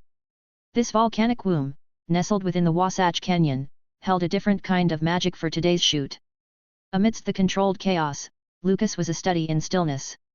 His Aaron exuded a quiet intensity, honed years before on rock faces like these. In Christy and Megan, played with ethereal elegance by Kate Mara and Amber Tamblyn, one witnessed surrender. They knew the spotlight belonged to Lucas today, his artistry a geyser waiting to erupt. The cameras rolled. Lucas and Kate scaled the crater's sheer wall, their fingers gripping the sun-warmed rock with the intimacy of long-lost lovers. Amber, tethered at the base, watched with amusement as Lucas, seemingly possessed by Aaron's reckless spirit, playfully feigned a stumble. His descent resembled a swan dive, both graceful and deliberate, the water welcoming him with a liquid embrace. "Aaron!" Christy and Megan screeched, their hearts pounding, desperately searching for any sign of movement in the turquoise water.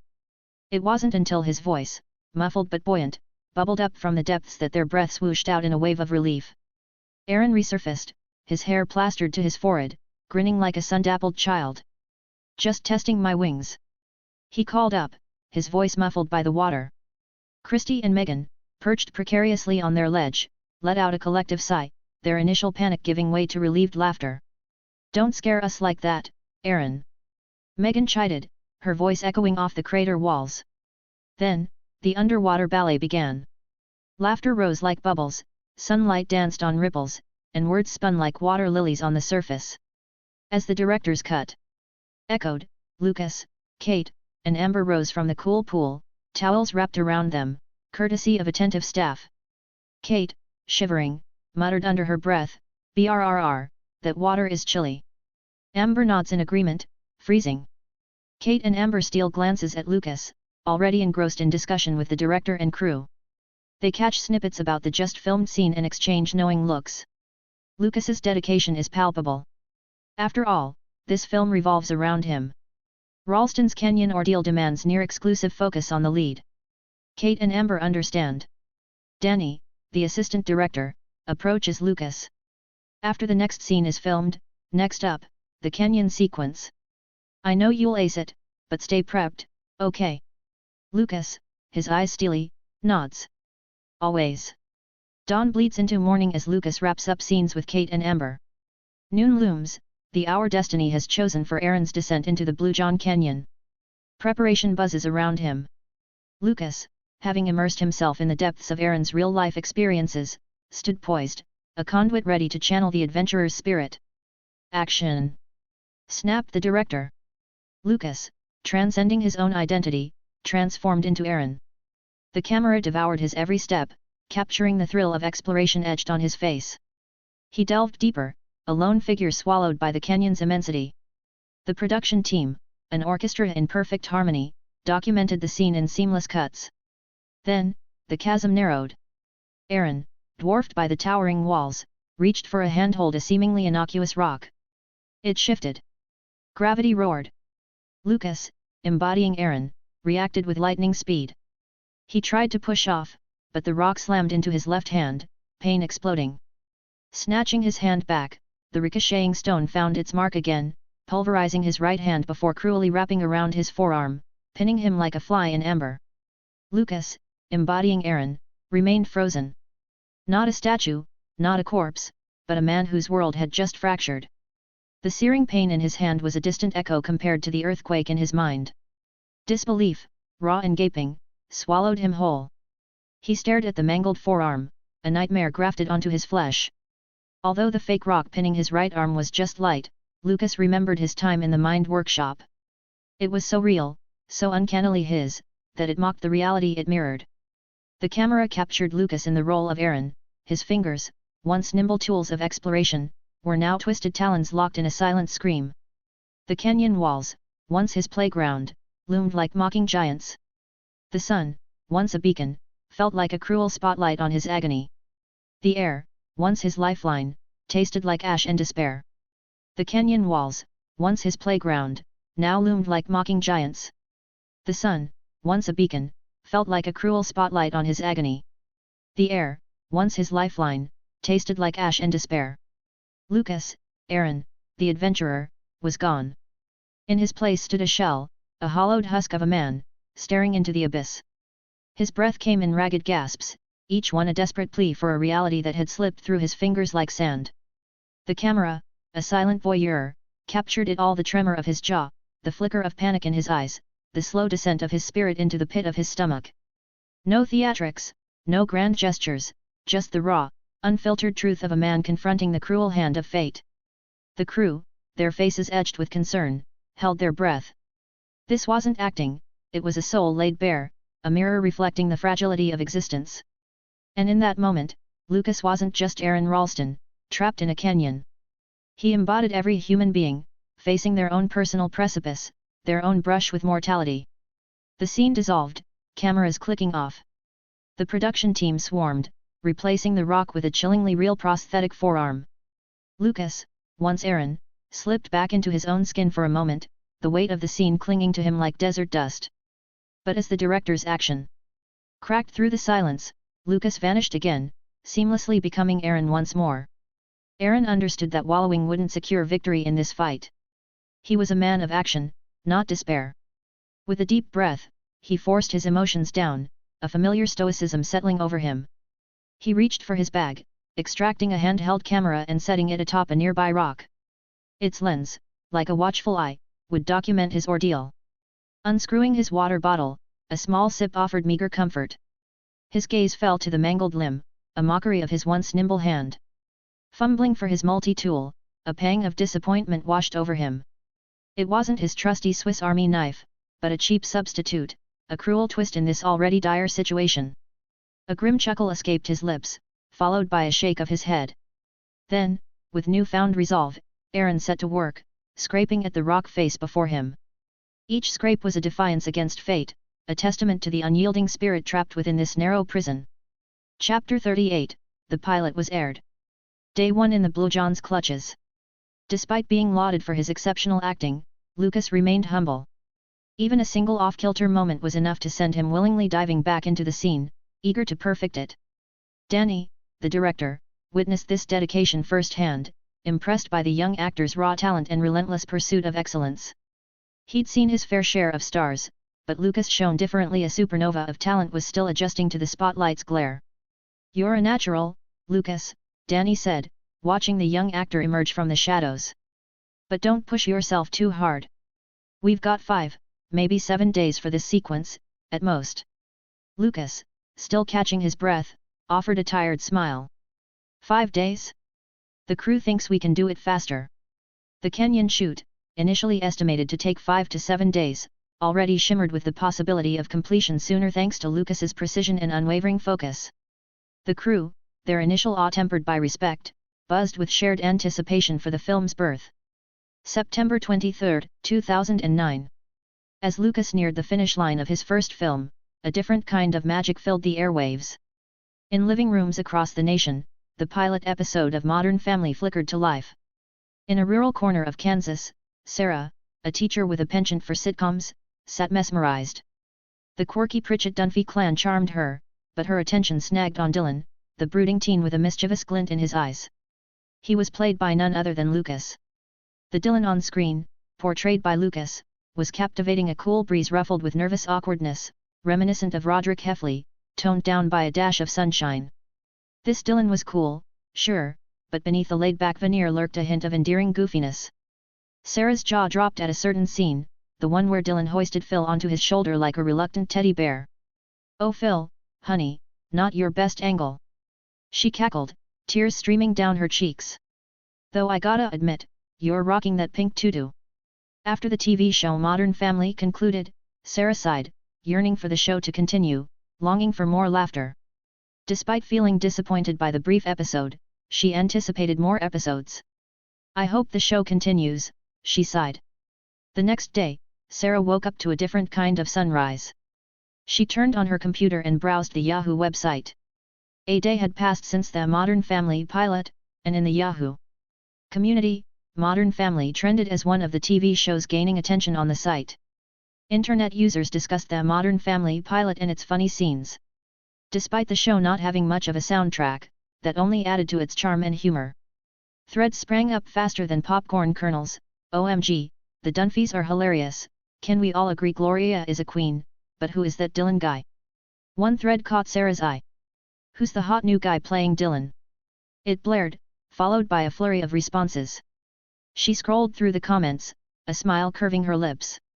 The Dylan question quickly became trending. Users swooned over his blonde hair and captivating blue eyes. Someone dubbed him the perfect mix of cool and goofball, and Sarah couldn't help but nod in agreement. Cool with a side of endearing clumsiness. Laughter-laced comments dissected his every line, speculating, is he just playing himself? Because I'd be his Haley any day. In the thread, there were already dozens of posts, with subject lines such as new sitcom alert. Modern Family is hilarious, and Dylan is my new crush. One post read, just watched the Modern Family pilot and I'm obsessed. Dylan cracks me up. Gotta love that laid-back charm with a dash of goofiness. Who plays him? I need to know. And there were already dozens of replies in the post. OMG, Dylan's eyes are like the bluest ocean. And his hair is like sunshine. He's totally dreamy, but also kind of awkward at the same time. I can't wait to see more of him. User 2, seriously, the blonde hair, the blue eyes, the charm, I'm officially head over heels. Any idea who plays him? As Sarah scrolled through the Yahoo site, she noticed several posts dedicated to the character of Dylan. She scoffed when she read something like, Dylan was definitely a ladies' man for sure. Dylan, the ladies' man? Sarah snorted, clutching her stomach. More like the walking disaster zone. She laughed, her heart swelling with warmth. Wait, does he even have a Wikipedia page? Sarah commented on a particular post, sparking a mini investigation. The lack of an online footprint only fueled intrigue among internet users trying to find information about the actor who played Dylan. A mystery hottie in a hilarious sitcom? Sign me up! Declared another user, summarizing the collective sentiment. Blonde hair, blue eyes, can definitely rock a Princess Carrie, another user wrote, followed by a string of heart emojis. Sarah chuckled, feeling a strange pride bubble in her chest. She knew this blonde, blue-eyed actor not from Fame magazines or red carpets, but from popcorn-fueled Wednesday nights spent laughing along with his awkward charm. Dash. Lucas was unaware of the ripples his sitcom debut was sending across the internet. In the Kenyan's suffocating embrace, he embodied Aaron Ralston, a man teetering on the precipice of sanity. Reality and acting blurred as he stared at his mangled arm, ensnared by the unforgiving rock. You have to cut it, Aaron, he muttered, his voice a dry rasp against the silence. The word struck him like a blow. No, cutting was surrender, anathema to Aaron's spirit. He shook his head, a wild denial. No. I don't want to cut my arm. But you have to. He countered, his own voice an accusatory echo. The multi-tool felt flimsy in his grasp, a pale imitation of the sturdy knife he hadn't brought. It danced mockingly against his skin, refusing to bite into the flesh, let alone bone. Frustration boiled over. Sweat ran in rivulets down his face, each beat a silent scream. He gripped the tool so tight his knuckles turned white, a silent war raging within him. Then, a strangled sob escaped his lips, the canyon mirroring his despair with its echoing emptiness. The scene didn't end with a director's shout but with a whimper of defeat. The ensuing silence was heavy, the crew holding their breath as the canyon held its own. In that quiet, Lucas emerged from Aaron's skin, shaken but resolute. He knew this was just one battle, one excruciating step in the dance with survival. Chapter 39, Contract Renewal. The lights dimmed, a final note from the soundtrack echoing through the empty set. Lucas slumped into his chair, the day's exhaustion settling in his bones. His mind replayed the final scene, Aaron's desperate plea for survival, a raw echo in his memory. Suddenly, his phone buzzed, snapping him back to reality. It was Liza, her voice crackling with excitement. I just saw the pilot. You were. Her words tumbled over each other, overflowing with a fan's adoration. Lucas chuckled, basking in her enthusiasm. He spent a comfortable while on the phone, savoring the validation of his work. They chatted for what felt like hours, laughing and reminiscing, before the call ended. Then, just as the silence threatened to settle again, the phone jolted him back to reality. It was Paul, his voice warm with genuine praise. Loved your performance in Dylan, Lucas, Paul boomed. Couldn't have picked a better fit. Lucas's smile stretched wide, the weary lines around his eyes crinkling with genuine warmth. He mumbled thanks, the gratitude thick in his throat. He knew, with a heart full of quiet conviction, that without Paul's initial leap of faith in giving him the opportunity to play the role of Dylan, none of this would be happening. No Christopher Lloyd's glowing recommendation letter, no connection to innovative artists, and certainly not this grueling yet exhilarating portrayal of Aaron Ralston in 127 hours. Paul had been the first domino, setting off a chain reaction that brought him here, to this raw, sun-baked canyon, where he was wrestling with survival and breathing life into a desperate soul. The current scene was a whirlwind of hallucinations, Scooby-Doo, neon-lit parties, and the bittersweet ghost of a past relationship. The handheld camera, his only companion in the suffocating silence of the canyon, flickered to life. Aaron's face, etched with exhaustion and desperation, swam into view. He was a man teetering on the precipice of sanity, his gaze vacant as he contemplated his predicament. Then came the scene that would become etched in everyone's memory. Aaron, stripped to his bare humanity, clinging to his survival instincts. Aaron's gaunt face filled the screen, sweat clinging to his stubble. A rasping cough escaped his lips. His gaze flickered to the camelback, a lifeline transformed into a grotesque chalice. The camera caught the hesitation etched on his face, the tremor in his fingers. He clutched his empty camelback reservoir, a grim realization dawning on his face. Aaron hesitated completely, his eyes reflecting the agony of the choice before him. A groan escaped him, raw and primal. He reached down, the calloused pad of his thumb trembling against his swollen bladder. This was it. Aaron, a man teetering on the edge of oblivion. Hesitation flickered across his face, a war raging within him. The camera, cold and unblinking, captured the grimace that twisted his lips as he uncrossed his legs, aiming his body like a broken compass towards the cracked plastic of his camelback reservoir. It was a scene that defied the boundaries of acting, a raw portrayal of human vulnerability that made the crew squirm and yet, glued to the screen. The act itself was a brutal ballet, desperation choreographing every flinch and shudder. The screen reeled with Aaron's struggle, the stench as palpable as the tears welling in his eyes. This was no performance, it was raw survival clawing its way into existence. The stench hit Aaron first, a wave of nausea rising in his throat. Gagging, but driven by the will to survive, he held back. Taking a hesitant sip, the acrid taste flooded his senses. His face contorted in disgust, a silent scream mirroring the canyon's echoing emptiness. As Aaron raised the reservoir to his lips, the crew held their breath. The stench seemed to permeate the air, even from behind the monitor. Lucas's face contorted in a battle of survival against revulsion. Gagging, he forced it down, his eyes squeezed shut against the horror. The crew watched, transfixed by the macabre spectacle. Their stomachs churned, a primal revulsion at the sight, yet their eyes remained glued to the screen. Lucas, as Aaron, had blurred the lines between reality and performance. His desperation, his disgust, it was all too real. Even Danny, the seasoned director, couldn't tear his gaze away, a morbid fascination battling the bile rising in his throat. Dash. The Kenyan silence hung heavy as the end scene flickered on the monitor. Lucas, still hunched like a forgotten boulder, exhaled a breath he hadn't realized he'd been holding. Around him, the crew stirred, eyes glazed and stomachs churning. Director Danny, ever the stoic, remained rooted to his chair, the praise simmering under his gaze. Lucas, he finally rumbled, his voice thick with grudging respect, that was something else. I've seen actors chew scenery before, but you, boy, you swallowed the damn Kenyan and spat it out raw.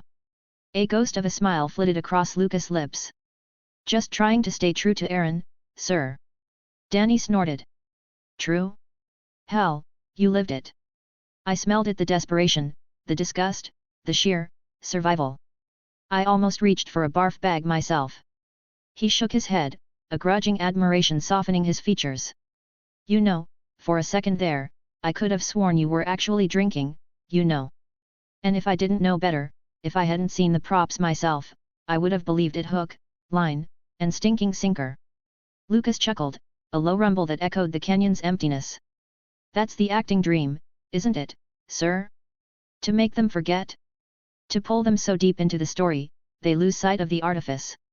Danny met his gaze, his eyes glinting with newfound respect. It is, son. And today, you achieved it spectacularly. You performed exceptionally well, that you crawled into Aaron's skin, breathed his desperation, tasted his despair. And you made us, every damn one of us, taste it too. Except for that piss, I don't want to imagine the taste of it. Almost everyone laughed at that. Lucas also chuckled softly at the words. Danny paused, then clapped a hand on Lucas' shoulder, a gesture surprisingly gentle from the gruff director. You, kid, you just painted a masterpiece in piss and sweat. Lucas didn't know if Danny was joking or praising him genuinely. He chuckled wryly as the crew laughed once more, dispelling the desperate scene of Aaron that was just filmed a moment ago. The filming continued into the night. Afterward, Lucas rested and chilled in his tent, his body exhausted from acting.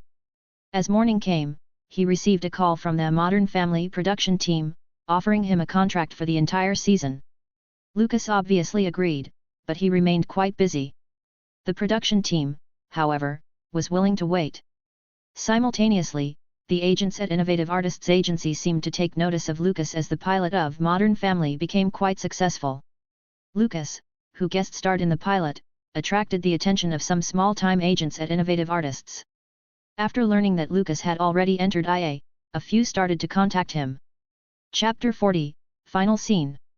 With 127 hours filming consuming his days, Lucas postponed renewing his ABC contract for now. He welcomed calls from IA agents and even hoped to meet some, but scheduling proved challenging for the next few days. Lucas' cryptic mention of another project left the agents perplexed. Suspecting a potential rival gig, they opted for a strategic delay, hoping to secure Lucas' attention once his hands were free. Meanwhile, the 127 hours set buzzed with anticipation as the final act drew near. One scene stood out above the rest, a scene where Lucas, his body a living testament to Aaron's ordeal, wrestled with his soul split between desperate hope and crushing despair. Every frame pulsed with raw emotion, from the raw exhaustion painted on his face to the silent scream etched in his eyes, mirrored by the relentless sweat trailing down his parched skin. But even in this desolate abyss, a flicker of defiance refused to be extinguished. The thought of his family, their faces a distant mirage shimmering in the unforgiving heat, served as a lifeline, anchored him to a world he clawed to return to. And even the sliver of sunlight that dared to intrude through the Kenyan's gaping maw, painting tantalizing shadows on the rock face, whispered hope in the face of despair. Aaron angled his leg, seeking the elusive sunbeam that trickled down the Kenyan's gaping maw. For a blessed moment, its warmth kissed his sun-starved skin, a fleeting echo of normalcy in this suffocating tomb. But the respite was cruel, leaving him even more acutely aware of his imprisonment. The rock, cold and unyielding, clamped down on his right arm, a silent tormentor. Then, a new sensation prickled his skin, sending a shiver down his spine. On his forearm, beneath the crushing weight of the boulder, a bone rasped against another with a sickening crunch. Hope, long a flickering ember, flared into a searing flame. His arm, trapped for days, might offer the key to his own escape. The lens captured Lucas, his face sculpted by the brutal symphony of pain. Then, a subtle shift. An understanding, grim and cold, chased away the raw misery. Fear? No. 5 days in this sunless pit had blunted its bite. Instead, a twisted joy flickered in his hollow eyes. The camera caught the subtle change, the weary slump straightening, the flicker of resolve battling exhaustion. In this abyss of despair, Aaron had found not just resignation, but a morbid hope. In the agonizing fracture of his bone, he saw not defeat, but a grotesque key, twisted and macabre, that might just unlock the prison that held him captive. Salvation. A macabre word for a desperate act. The fractured bone in his forearm, a gruesome symphony of crunching cartilage, only fueled Aaron's resolve. With each rasping movement, hope twisted in his soul like a thorny vine. His weary face, edged with days of ordeal, broke into a chilling yet jubilant grin. Yes. He rasped, a sound more primal than human. The cheap multi-tool, his only savior in this sun-starved prison, felt almost comforting in his calloused grip. The broken bone, a gruesome gift, meant the blade wouldn't meet resistance. With a steely glint in his eye, Aaron pressed the serrated edge to his flesh, the first act of a horrifying yet liberating dance. His grip tightened, knuckles white with determination, as he pressed the serrated edge against his own skin, the first tremor of pain a morbid promise of freedom. The silence screamed louder than any wound. Blood, expectedly hot and urgent, trickled like ice water down a numbed, alien limb. Aaron's face, a roadmap of sun-baked exhaustion, twisted into a grotesque parody of relief, only to crack under the searing bite of returning pain. The camera, a voyeur in this descent into flesh and bone, lingered on the prosthetic arm, a chillingly perfect echo of Lucas's own. Veins, like macabre vines, snaked beneath skin that mirrored his own sickly pallor. Every pore, every imperfection, rendered with unsettling hyperrealism. The crew, eyes hardened by years on set, flinched away. But Lucas, his gaze unflinching, consumed the scene. Groans, raw and primal, clawed their way through his clenched teeth, a counterpoint to the rhythmic sawing of the blade. In his eyes, a storm of anguish and steely resolve battled for dominance, the terrifying price of freedom etched in blood and bone. HNGH. A sob, strangled in mid-cry, died on Lucas' parched lips. His eyes, like smoldering embers in a sun-scorched landscape, refused to tear away from the severed arm. Each rasping groan, each flinch against the blade, was a battle cry against his own flesh. Director Danny, experience of cinematic brutality, felt a flicker of nausea creep up his throat. The prosthetic carnage, shockingly real, spattered and oozed, painting Lucas' face, his clothes, the very rocks beneath him in crimson horror. It was too much, almost, yet he couldn't look away.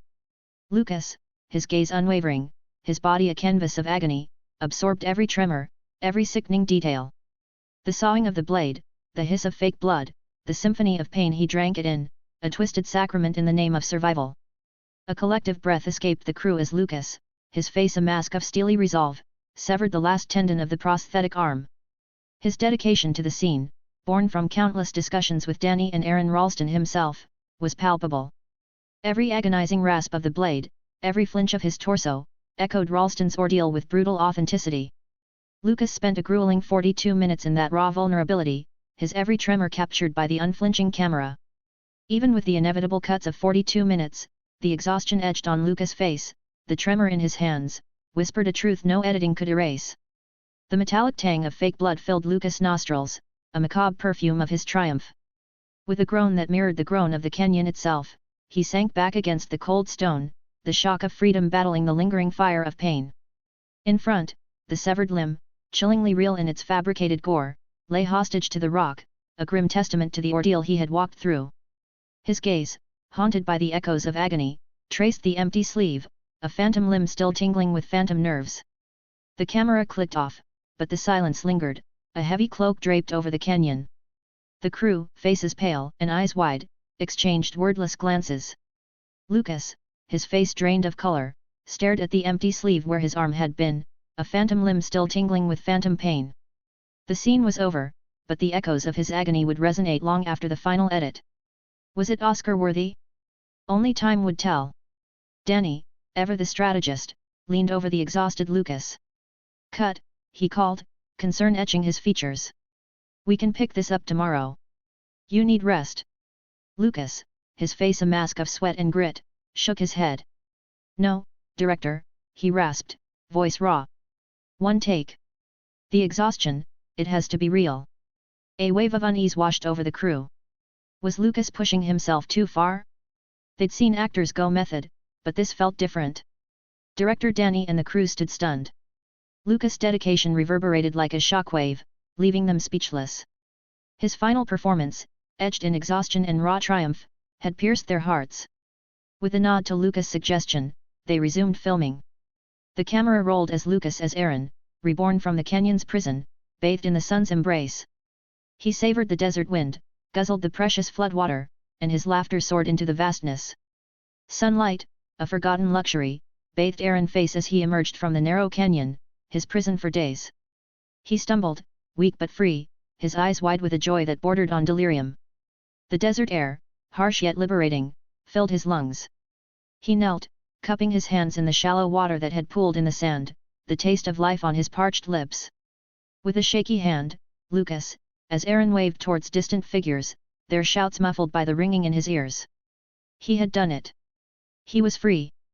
The director and crew, initially worried about the authenticity of his acting as he swayed, rushed forward, but it was too late. Lucas, his body drained from the ordeal, crumpled to the sand. But even in his faint, a smile flickered on his lips. He had faced the abyss and emerged, forever changed, forever free. Bottle of water, stat. Danny boomed, his voice cracking with a mix of panic and relief. His gaze darted between Lucas, fainted against the sun-baked sand, and the crew scrambling for supplies.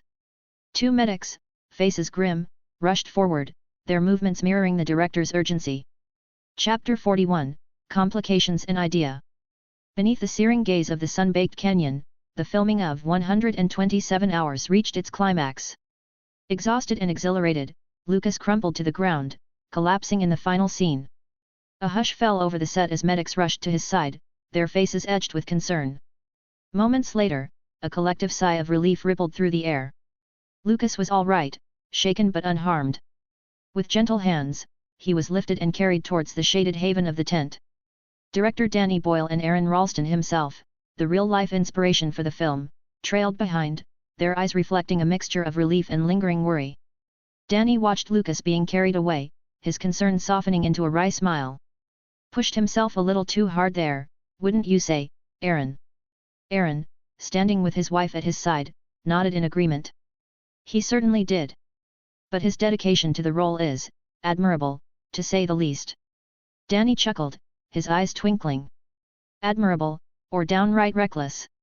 Either way, he gave your story the justice it deserved. Aaron's smile warmed. He did. Watching him, I almost forgot myself for a moment. He captured the desperation, the despair, that gnawed at me in the canyon. I never imagined my experience could be translated so vividly onto screen. And Lucas, well, he might be young, but he captured the essence of it all, from the abyss of despair to the spark of faith that kept me going. He showed me myself, reborn. Danny's smile widened, genuine and warm. Told you so, Aaron, he said, his voice thick with emotion. This story was begging to be on the big screen. Lucas Knight just brought it home, didn't he? Aaron's smile held a hint of disbelief and immense satisfaction. He'd been hesitant at first, wary of laying bare his ordeal for the world to see. But now, watching Lucas breathe life into his harrowing journey, Aaron felt a profound sense of validation. He turned to his wife, his eyes reflecting the flicker of a newly ignited hope. I hope this film, with Lucas's brilliance, conveys the message that even when darkness presses in, even when the walls seem to cave in, a single spark of hope can be our anchor, just like that sliver of sunlight I clung to in that canyon.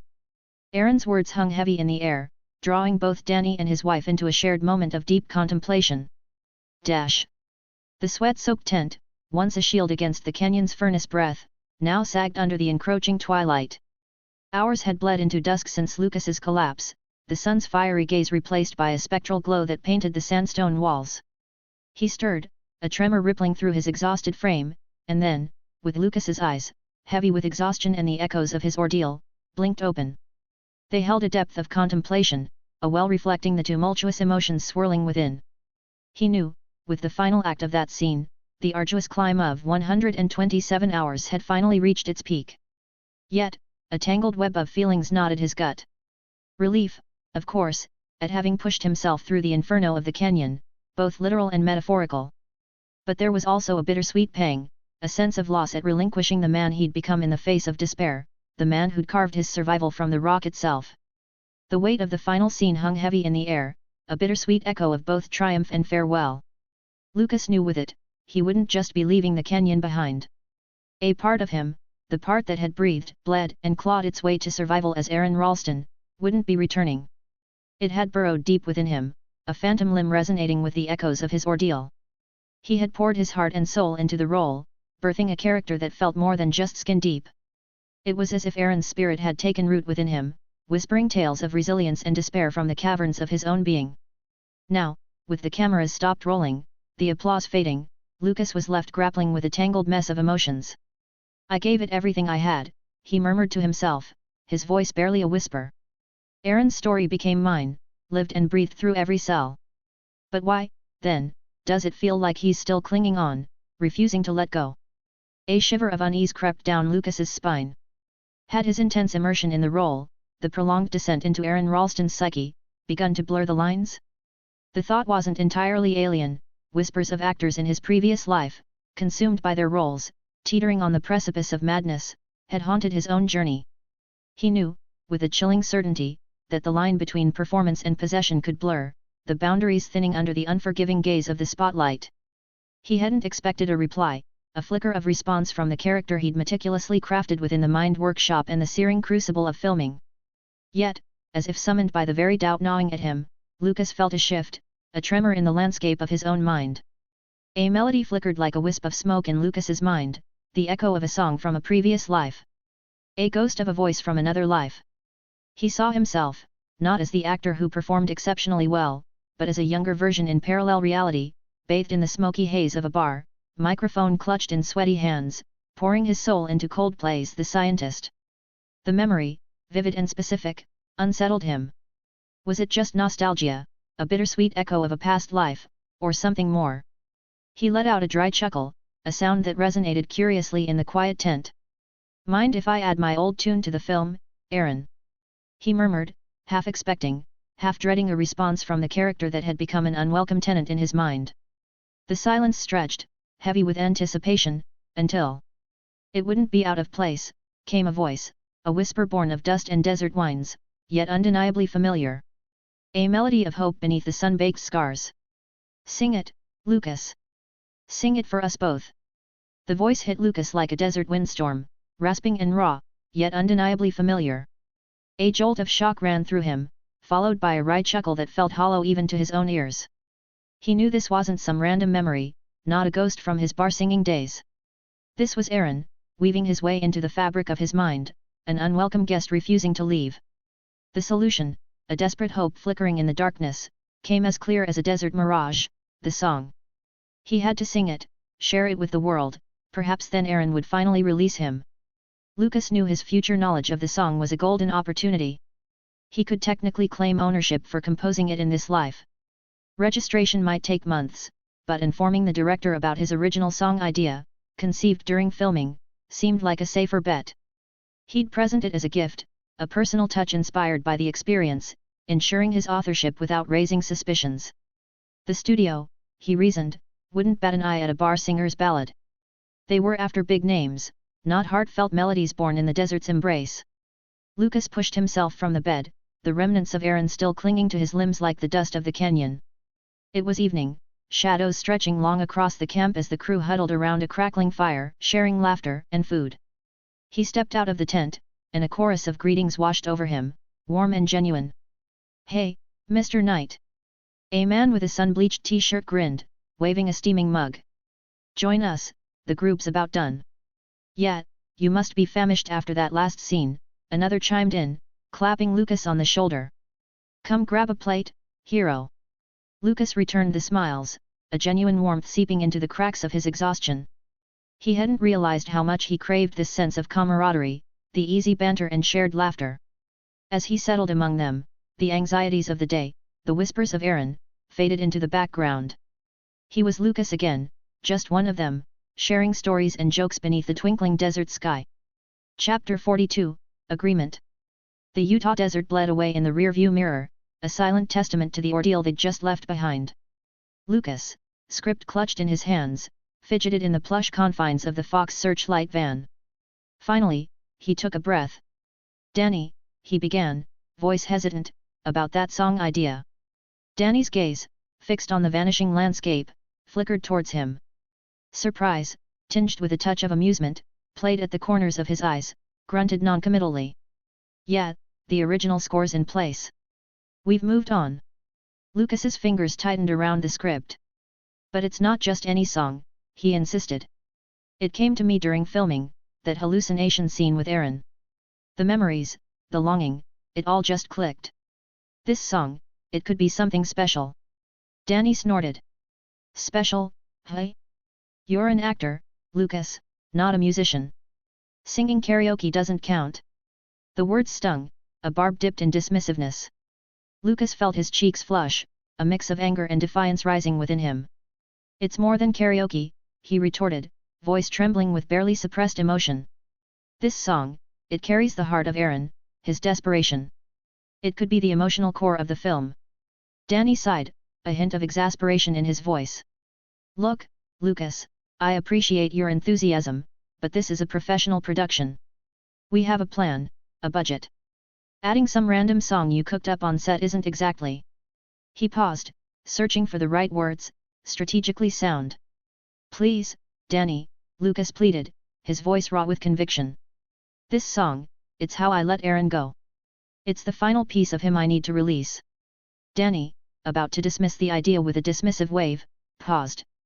He looked at Lucas, his gaze searching for the truth in the actor's eyes. "Really?"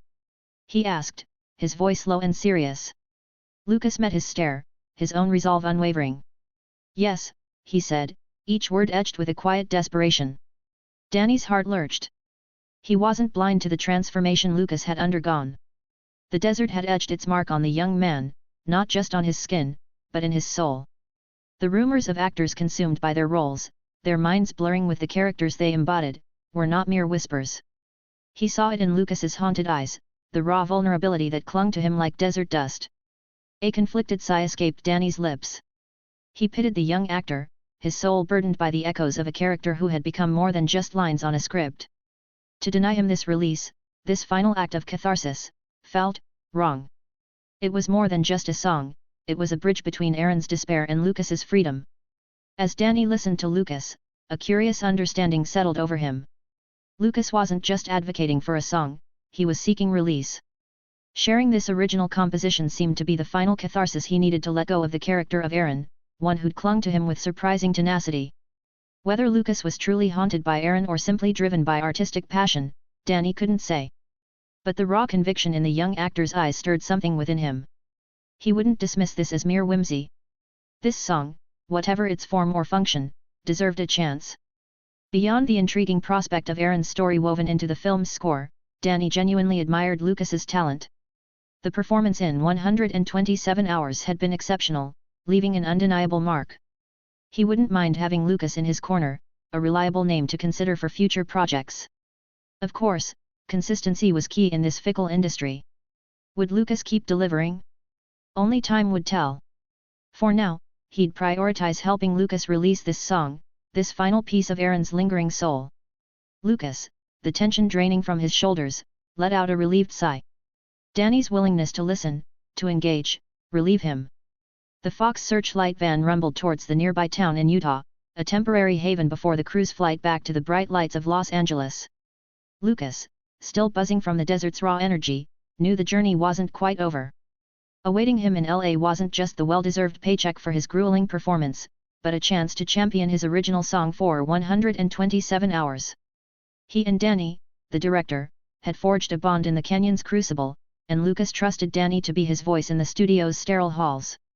He knew the path to licensing wouldn't be smooth, but with Danny's weight behind him, the melody in his heart might just find its way onto the silver screen.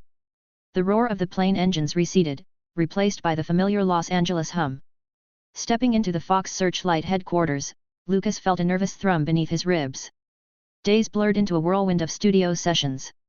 "All right," Danny finally conceded, a touch of weariness in his voice. "Let's hear it. Play me your song, Lucas. Show me what Aaron left behind."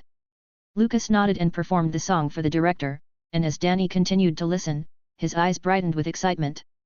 As Lucas poured his heart onto the recording, the raw emotion vibrated through the room. When Danny finally heard the finished track, a stunned silence blanketed the studio. Then, slow applause broke out, punctuated by hushed whispers of magic and brilliance. Lucas's chest swelled with a mixture of relief and pride. He had channeled Aaron's desperation, the canyon's loneliness, and woven it into a tapestry of melody that resonated deep within. Negotiations with the studio weren't without their barbs. Copyright secured, Lucas held the song's reins, a risky power play for a rising star. He offered a seemingly magnanimous gesture, the song, royalty-free, in exchange for all future profits. The executives, skeptical of its commercial appeal, readily agreed. Little did they know, they'd just signed away a potential gold mine. Little did they know, the song's soul-stirring power was about to rewrite the script. Whispers of award nominations, whispers of the prestigious Golden Globe in the future, began to swirl in place of fate. In Lucas's contract, a clause lay dormant, a promise waiting to be awakened, a hefty bonus for every nomination. As the studio executives, oblivious to the storm brewing beneath their feet, deliberated the film's final form, a quiet confidence flickered in Lucas's eyes. The desert's echoes might have faded, but the song they birthed had only just begun to sing. Chapter 43, Back to the Modern Family set. Singing Coldplay's The Scientist for his film 127 Hours marked a turning point for Lucas. As the song's emotional resonance washed over him, the meticulously crafted image of Aaron Ralston in his mind began to loosen its grip. He felt a sense of catharsis, a release from the intense immersion he'd experienced during the film's production. This cathartic moment, Lucas realized, signified the completion of his internal transformation.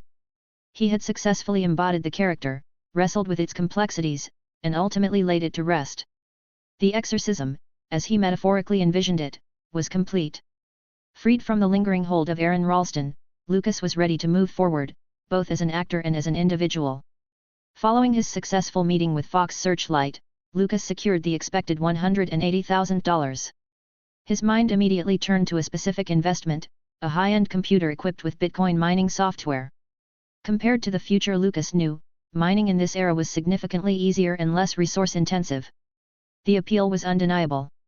But before diving headlong into the world of cryptocurrency, Lucas had another stop planned.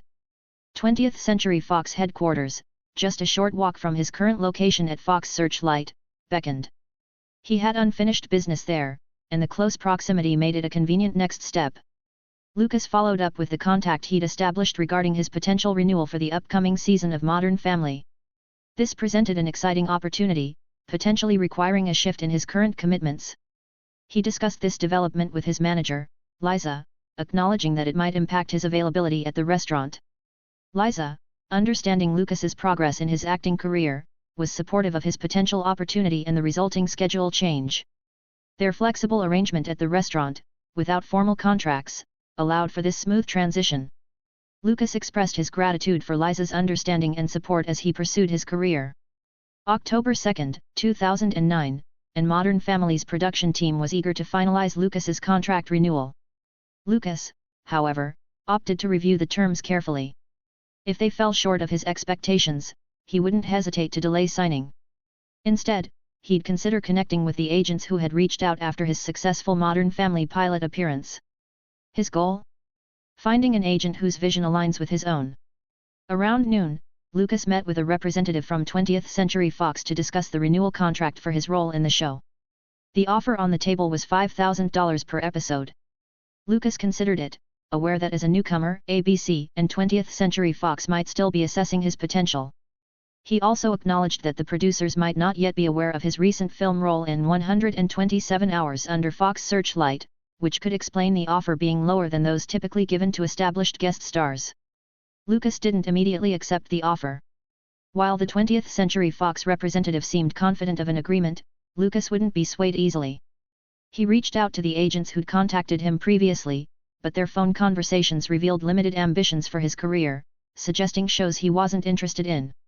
These interactions confirmed his reservations about their suitability. Unfazed by the lack of immediate results, Lucas remained patient. He believed that his forthcoming performance in 127 Hours would raise his profile and attract agents who better aligned with his vision. Selecting the right representation was critical, and he wouldn't settle for anything less than a partner who shared his aspirations.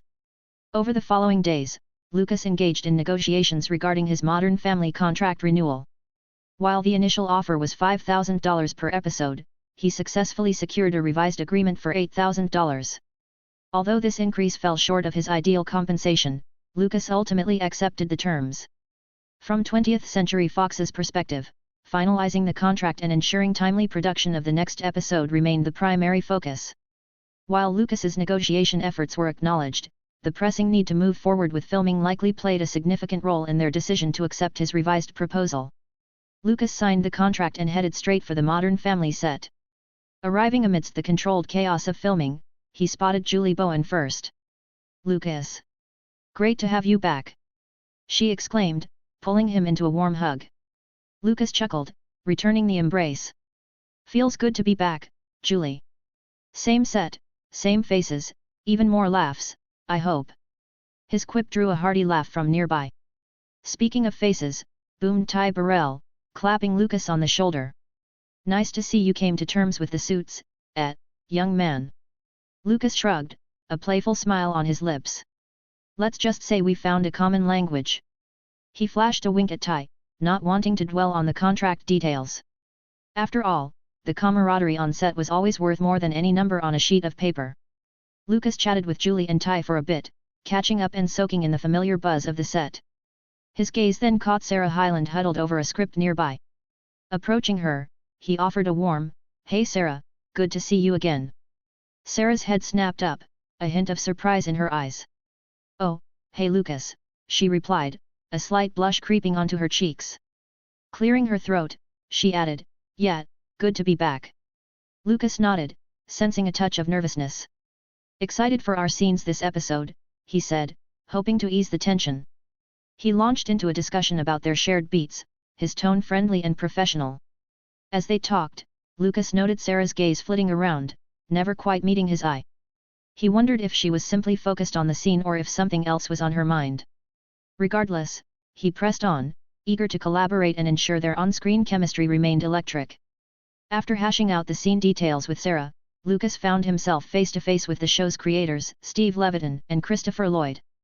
Diving into the script, Lucas eagerly discussed the scene where Dylan uses music to soothe the family's tension. Suddenly, a question from Stephen Levitan caught him off guard. "Lucas," he inquired, "do you have any musical background?" Lucas's surprise was genuine. "Yes, actually," he admitted, a touch of pride creeping into his voice. "I know music, and I even dabble in composition."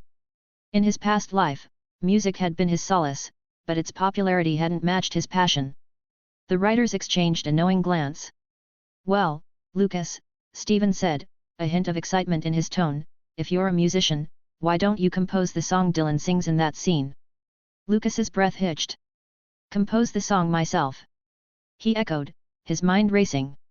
He'd envisioned himself performing a pre-written piece, not crafting the melody from scratch. Both writers nodded enthusiastically. "We believe," Christopher explained, "that having you compose the song will add a unique layer of authenticity to the scene. Dylan's music comes from his soul, and yours can too." Lucas's initial surprise melted into a mix of trepidation and excitement. This was a chance to pour his own musicality into the character, to blur the lines between himself and Dylan. He'd always strived for authenticity, and this felt like a leap of faith, a chance to truly own his portrayal. "All right," he declared, a determined glint in his eyes. "Let's do this." Chapter 44, Episode, Incident. Lucas had just 3 days to create a song for his Dylan scene. While it might seem like a tight deadline, the production had a backup plan, a pre-composed song ready to use if Lucas couldn't meet the challenge. The show's creators, Stephen Levitan and Christopher Lloyd, were open to any kind of song, heartfelt, funny, or even a blend of both. Lucas' only priority was finding a good fit for the scene. Lucas scoured his past life memories for the perfect song to fit the Dylan scene. Selecting one that resonated, he decided to secure the song and filed for copyright. The Modern Family creators didn't bat an eye. Using the production's computer, Lucas navigated the U.S. Copyright Office website, downloaded the relevant form, and meticulously filled it out. Song title, creator, date, all documented.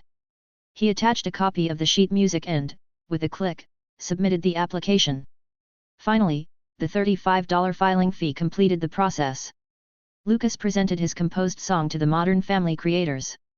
As the first notes filled the room, their eyes widened in surprise. They knew Lucas could write, but this melodic offering surpassed their expectations. "Wow," Stephen exclaimed, genuine surprise lacing his voice. "This song is truly special. It's catchy, it's fitting, it's you." Christopher Lloyd, chin thoughtfully stroked, nodded in agreement. "Well done, Lucas. We need to get this recorded." Eager to rehearse with the cast, Lucas inquired about singing the song live. Stephen and Christopher exchanged glances before politely declining. "Let's keep it a surprise," Christopher explained. "Capturing their genuine reactions on camera will be priceless." Lucas, understanding their point, readily agreed. Filming night arrived, with the Dunphy house bustling with life for the scene. Lucas had meticulously rehearsed his lines with Sarah, Ty, and Julie, ensuring smooth collaboration. Only Dylan's musical moment remained unrehearsed with them, waiting to unfold organically on camera. The Modern Family cast remained blissfully unaware of Lucas's secret weapon, a song he'd prepared specifically for Dylan's scene. His portrayal of Dylan had grown noticeably stronger from the initial awkwardness, perhaps honed by the demanding yet rewarding experience of embodying Aaron Ralston in 127 hours. Nightfall arrived, and with it, the moment of truth. It was the night for Dylan's big entrance. With cameras rolling, Lucas, fully embodying the laid-back cool of Dylan, strolled up to the Dunphy house and rang the doorbell. Stepping inside, he was greeted by Ty, seamlessly portraying Phil's trademark enthusiasm. "D-Money, there he is. Come on in." Phil boomed, pulling Dylan into a hug. Dylan, channeling a perfect blend of coolness and goofiness, returned the greeting with a playful, "Hey, Dad Vader." Silence. The cast, mid-action, stood frozen. Sarah, as Haley, choked back a laugh, hand flying to her mouth. The unexpected Dad Vader nickname had thrown them off script. Cut. Jason Weiner's voice echoed through the set, momentarily suspending the Dunphy living room. As the crew scurried to reset, Jason's gaze landed on the cast, lingering on Lucas. "All right, who can explain this Dad Vader business?" His question carried a playful curiosity, not a hint of reprimand. Without a beat, fingers across the set pointed at Lucas. The young actor, palms raised in mock surrender, stammered, "I thought it might be a funny nickname for philosophy." His voice trailed off, fear of a ruined scene clouding his face. "Funny? It was hilarious." Ty chuckled, clapping Lucas on the back. "Just a bit unexpected, that's all. We weren't ready for your Darth Dunphy." Ty Burrell's spontaneous Darth Dunphy earned a hearty crew chuckle, but even funnier was Lucas's Dad Vader surprise for Phil. Julie, catching her breath, laughed softly, "We were not ready for that, Lucas." The cast, including Eric Stonestreet, Cameron, and Shelley Long, turned to Lucas with a mix of amusement and curiosity. He was a fresh face, and his first impression had them all intrigued. Jason Weiner pulled Lucas aside. "Keep the Dad Vader nickname," he grinned. Stephen and Christopher chimed in, agreeing the unexpected quirk added another layer of humor. The scene adapted, scripts rewritten, to accommodate Dylan's spontaneous jab. The cameras rolled again. This time, Dylan's first line, "Hey, Dad Vader," landed with a different thud. No guffaws, just a beat of surprised silence, then a ripple of awkward chuckles around the room. Phil, momentarily disarmed, sputtered, "D Vader? Where'd that come from?" The characters chuckled, the playful surprise of Dad Vader still lingering in the air. Dylan, unfazed, strolled in with a nonchalant "hey," a greeting met with equally cool haze all around. Deed, eyes twinkling over Dylan, leaned into Claire and whispered, "He's a very gentle soul, isn't he?" Claire, eyebrow raised, shot back, "You got that from one hey." The arrival of Jay and Gloria sent a ripple through the living room. Gloria's jaw clenched the moment her eyes landed on Deed, while Deed, sensing the icy air, launched into a preemptive apology. Just as Gloria seemed ready to melt under the charm offensive, offering a tentative hug, the gesture morphed into an unexpected chokehold. Gasps filled the room as Deed, with surprising agility, turned defensive cuddles into apparent strangulation. Chaos erupted in the blink of an eye. Characters scrambled to pull the two apart, a chorus of Gloria and Deed filling the air. I got Gloria, I got Gloria. Phil, in full dad mode, wrestled with a surprisingly feisty Gloria while Deed sputtered indignation.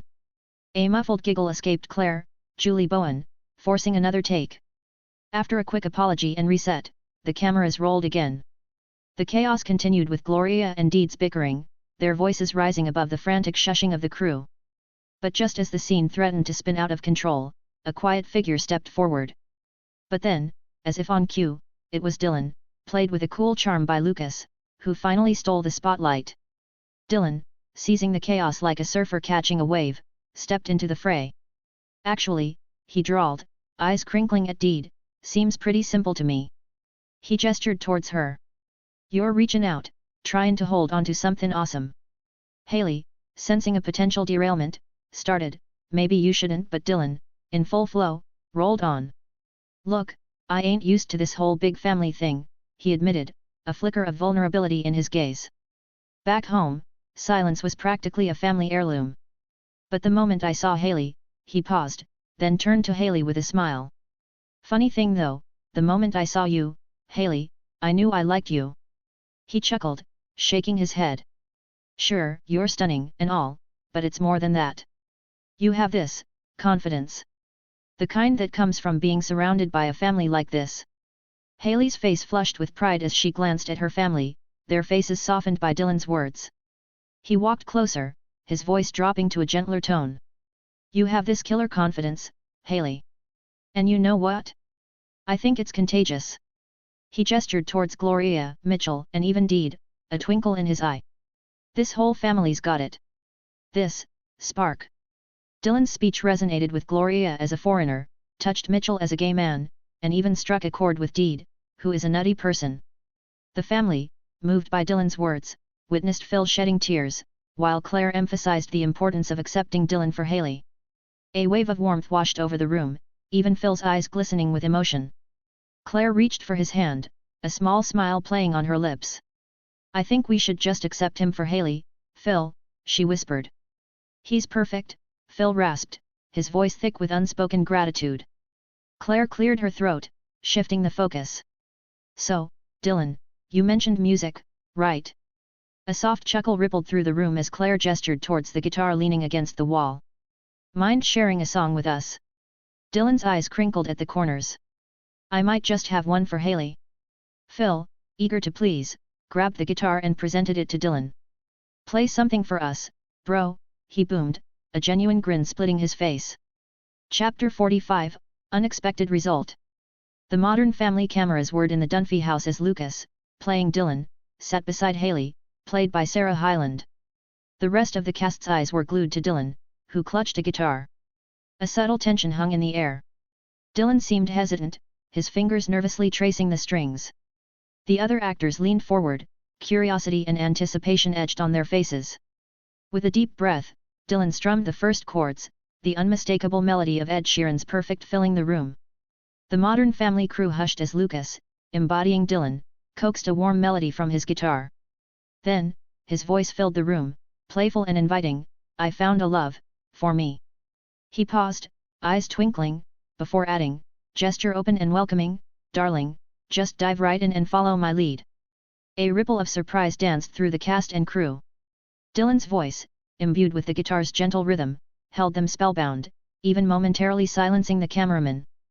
Well, I found a girl, beautiful and sweet, Dylan belted with a mixture of bravado and vulnerability, his guitar strumming a confident rhythm. As he reached the line, oh, I never knew you were the someone waiting for me, his voice cracked slightly, then soared higher, tinged with joyful surprise and a hint of disbelief. This newfound tenderness, this sense of serendipity, painted a fresh facet of Dylan not often seen. The cast and crew, even the unflappable director, fell silent. It wasn't that Lucas' performance was flawless, though his voice resonated with unexpected depth. It was the sheer emotional honesty, the unexpected vulnerability Dylan radiated, that drew them in. The catchy melody, once a backdrop, became a shared heartbeat, pulling them deeper into Lucas' world, into Dylan's newfound love story. Lucas, as Dylan continued to sing, and this time with more tenderness and intimacy. But darling, just kiss me slow. With a slight pause, he continued. Your heart is all I own, he crooned. And in your eyes, you're holding mine. Dylan's voice softened, a breathy whisper tinged with romance, as he sang, "'Cause we were just kids when we fell in love," his eyes meeting Sarah's. Haley, as Sarah, blushed under the unexpected gaze, a subtle smile playing on her lips. Not knowing what it was, Dylan's voice dipped again, a tender intimacy weaving through the melody. He leaned closer, his gaze unwavering. I will not give you up this time, he crooned, the lyrics echoing a sentiment beyond the song. The camera caught the ripple of surprise among the cast. Ty, playing Phil, blinked in astonishment, Julie as Claire's jaw dropped slightly, and Ed, portraying Jay, exchanged a bewildered glance with Jessie as Mitchell. Sophia, playing Gloria, bit her lip, a hint of amusement dancing in her eyes. Their reactions, a mix of stunned silence and astonishment, were both comical and strangely touching. In Dylan's unexpected vulnerability, they saw a glimpse of something new, something deeper, and it left them speechless, their faces a canvas of unspoken emotions. Baby, I'm dancing in the dark, Dylan crooned, his voice husky with a hint of yearning. With you between my arms, his voice grew stronger, laced with possessiveness and a touch of vulnerability. The camera panned across the cast and crew. Sarah, cheeks flushed, mirrored Dylan's smile, a flicker of hope dancing in her eyes. Phil tilted his head, intrigued, while Claire raised an eyebrow, a playful smirk tugging at her lips. Mitchell and Cameron exchanged amused glances, while Jay and Sophia giggled, captivated by the unexpected turn. Barefoot on the grass, Dylan's voice softened again, tinged with nostalgia.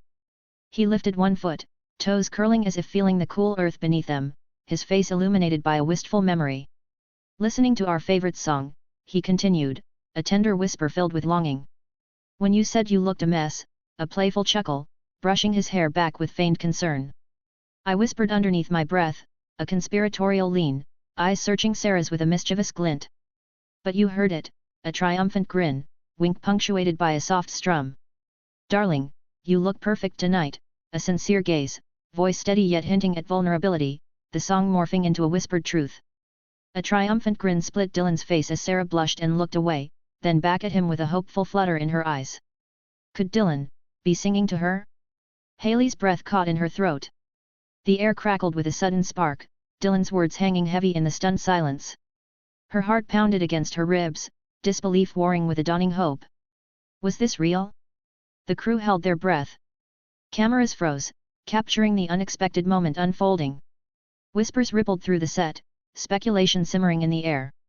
Phil nudged Claire, a mischievous glint in his eye. Mitchell and Cameron exchanged knowing smiles. The tension coiled tighter, everyone waiting to see where this would lead.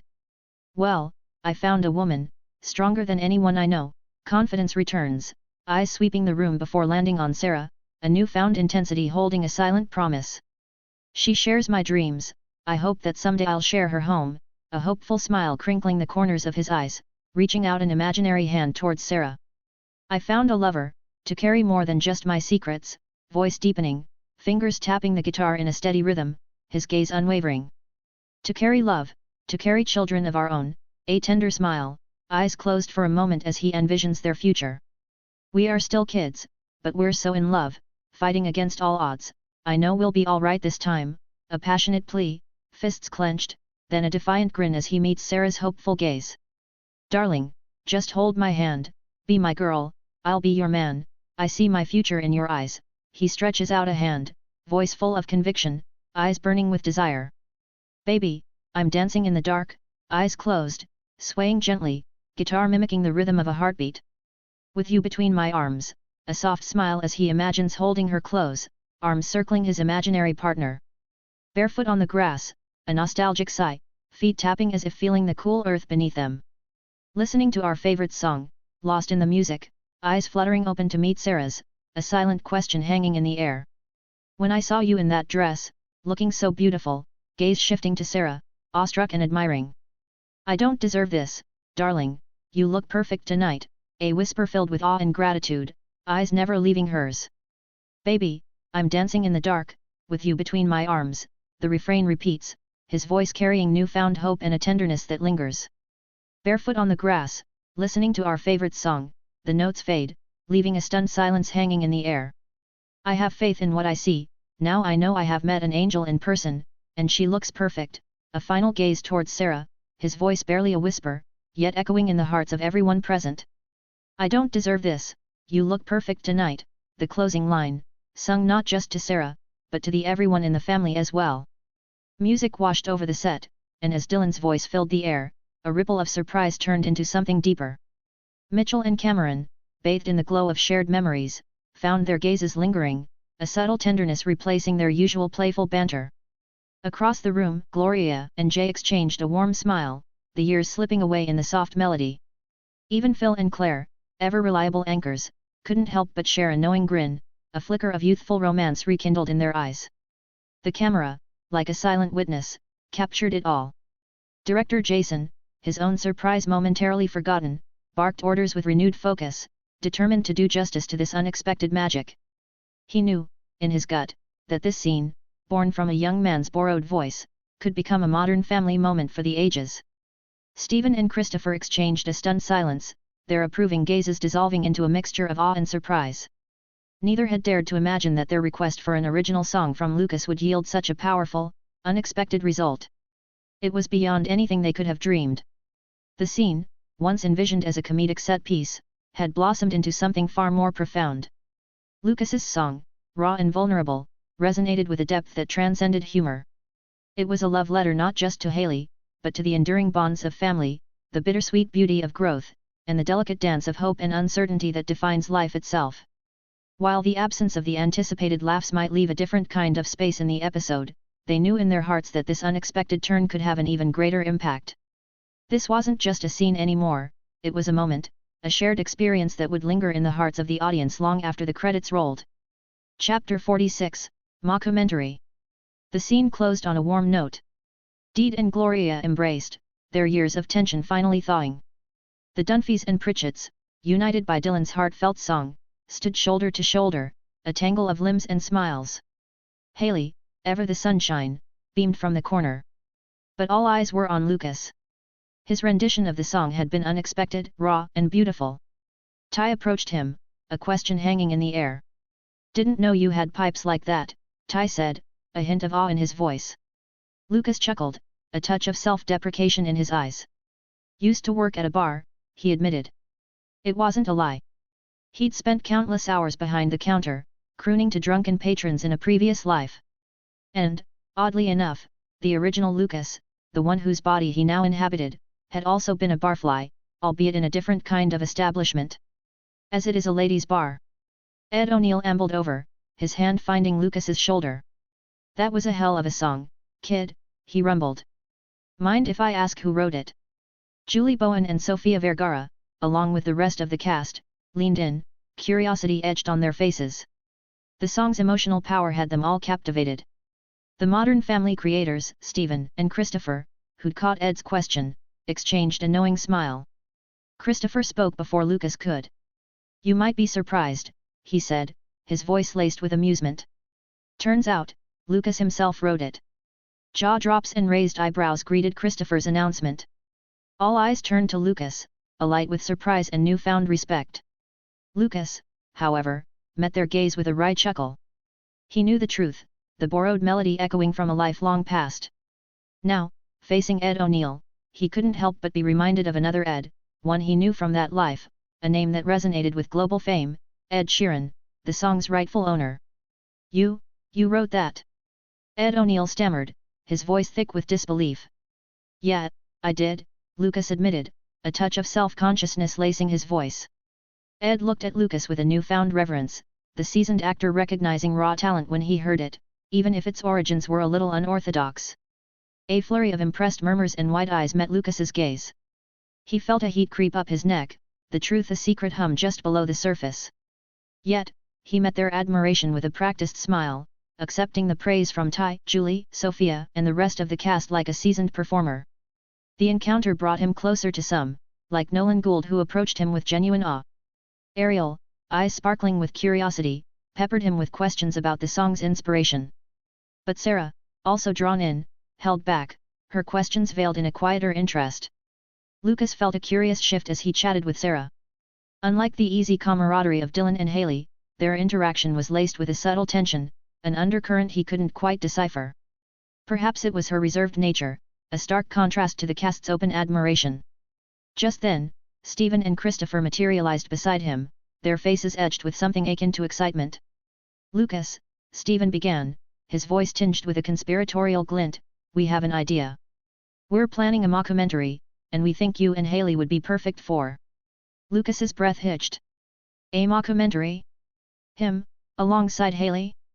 His mind raced, picturing the possibilities and the potential pitfalls. The modern family living room buzzed with the quiet hum of the camera crew. Actors sprawled across plush couches, mugs of coffee in hand, the remnants of filming still clinging to their hair and laughter lines. Stephen and Christopher perched on the armrest facing Lucas, whose nervous energy crackled like static in the air. "Look, Lucas," Stephen started, his voice laced with understanding, "we know this wasn't part of your deal. Being interviewed for the mockumentary wasn't in your contract." He gestured to the cameras, their lenses trained on the casual scene unfolding. "But something special happened tonight. Your song, Dylan's song, it resonated with us all. And well." Christopher took over, a mischievous glint in his eye, "we think you and Haley would make perfect mockumentary gold." A wave of warmth washed over Lucas, erasing the knots of apprehension. He glanced at Sarah, whose smile held a hint of intrigue mirroring his own. This wasn't in the script, but the unexpected turn felt thrilling. "I'm in," he declared, his voice firm and surprisingly steady. Relief flooded Stephen and Christopher's faces. With a shared grin, they clapped their hands, and the living room transformed back into the set. Now, it was Dylan and Haley, not Lucas and Sarah, perched on the couch, ready to weave their mockumentary magic. The scene shifted back to the living room couch, where Dylan, still riding the high of his performance, flashed a playful grin at Haley. "You know," he confided to the camera, "perfect wasn't just the song's title. It's also how I'd describe." He leaned closer to Haley, his eyes twinkling, "the girl sitting right here." Haley, cheeks flushing, swatted him playfully. "Oh, Dylan. You're too much." "Just saying the truth," Dylan chuckled to the camera. "The song, you see, was kinda inspired by a certain someone." The camera lingered on their shared, knowing smiles, leaving the exact target of Dylan's serenade tantalizingly unclear. And another mockumentary featuring Julie as Claire and Ty as Phil took place. The spotlight is on Claire's persistent resistance to Dylan's charms, despite his impressive performance and composed song. Phil, playing his agreeable self, simply goes with the flow. If the episode was completely edited, the reason for why Claire voices her concerns, was she points out a moment where Dylan and Haley share a deep gaze after he finishes singing, as if they were about to devour each other. This observation becomes the focal point of a subsequent mockumentary segment featuring Claire and Phil, where Claire candidly expresses her opinions about the scene. "Phil, honey," Claire remarked to the camera, "did you see the way Dylan was looking at Haley? Practically devouring her with his eyes." Phil chuckled. "Just a young man expressing his appreciation, Claire. Nothing wrong with that." Claire raised an eyebrow. "Oh, please. Don't play innocent with me. Remember your appreciation for that waitress at the diner? Puppy dog eyes, the whole shebang." Phil sheepishly grinned. "Okay, maybe a little appreciation goes a long way. But trust me, Claire, Dylan's intentions are pure as, well, whatever passes for pure these days." Claire, unconvinced, gave the camera a side eye. "Mothers have eyes in the back of their heads, you know, Phil. And right now, those eyes tell me Dylan's up to something." The camera zoomed in on Claire's face, her expression a mix of amusement and motherly protectiveness. The scene ended on this intriguing note, leaving the viewers wondering about Dylan's motives and Claire's suspicions. Chapter 47, Considerations. Leaving the hustle of the modern family set behind, Lucas settled into his airplane seat, New York City beckoning on the horizon. His thoughts turned to the future, the hum of the engines a fitting backdrop for his ambitions. He envisioned a high-end computer, its whirring fans singing the sweet song of Bitcoin mining. Truth be told, if $1 million lay in his bank account, a spacious warehouse filled with gleaming rigs would be his playground. The potential profit, a future glittering with golden coins, almost drowned out the sensible voice whispering about caution. But reality, like the cramped legroom, was inescapable. His post-127 hours and modern family paychecks, a respectable $185,000, wouldn't stretch that far. Successfully mining Bitcoin hinges on three key factors: the processing power of a computer, the efficiency of a mining software, and the cost of electricity in a location. Currently, the profitability of Bitcoin mining can be questionable. High electricity costs can quickly eat into any potential gains, particularly for less powerful rigs. Additionally, poorly optimized software can significantly reduce the hash rate, further diminishing the chances of earning rewards. Mining Bitcoin involves electricity costs, but he wasn't overly concerned. Accumulating Bitcoin seemed advantageous to him, and he saw the potential to sell or trade them to individuals using Bitcoin casually, perhaps undervaluing its significance. Reflecting on a previous life's incident from 2010 when someone exchanged 10,000 Bitcoin for a pizza, Lucas considered purchasing Bitcoin as a sensible alternative to mining. Sunlight streamed through LaGuardia's grime-coated windows as Lucas disembarked. Trolleys clattered, announcements crackled, and a tide of weary travelers surged past, pulling suitcases and dragging jet lag. Lucas wove through the chaos, hailing a taxi with a practiced flick of his wrist. The yellow cab dropped Lucas at his apartment building. He lugged his suitcase inside and found Paul sprawled on the small new couch, a half-eaten pizza abandoned on the coffee table. "Yo," Lucas called out, dropping the bag with a thud. "Didn't expect you back yet." Paul, startled, looked up with a grin. "Hey, man. Flight got in early." He gestured to the pizza. "Want a slice?" Warning, it's cold and possibly haunted by the ghost of pepperoni past. Lucas chuckled.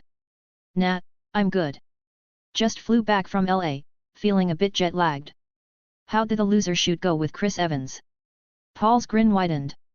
"Dude, it was epic. Evans is even funnier in person, and the director's got a real vision for this thing. I think it's gonna be huge." "Nice. You must be thrilled." Lucas refrained from bursting Paul's bubble, given the movie's lackluster performance in his previous life.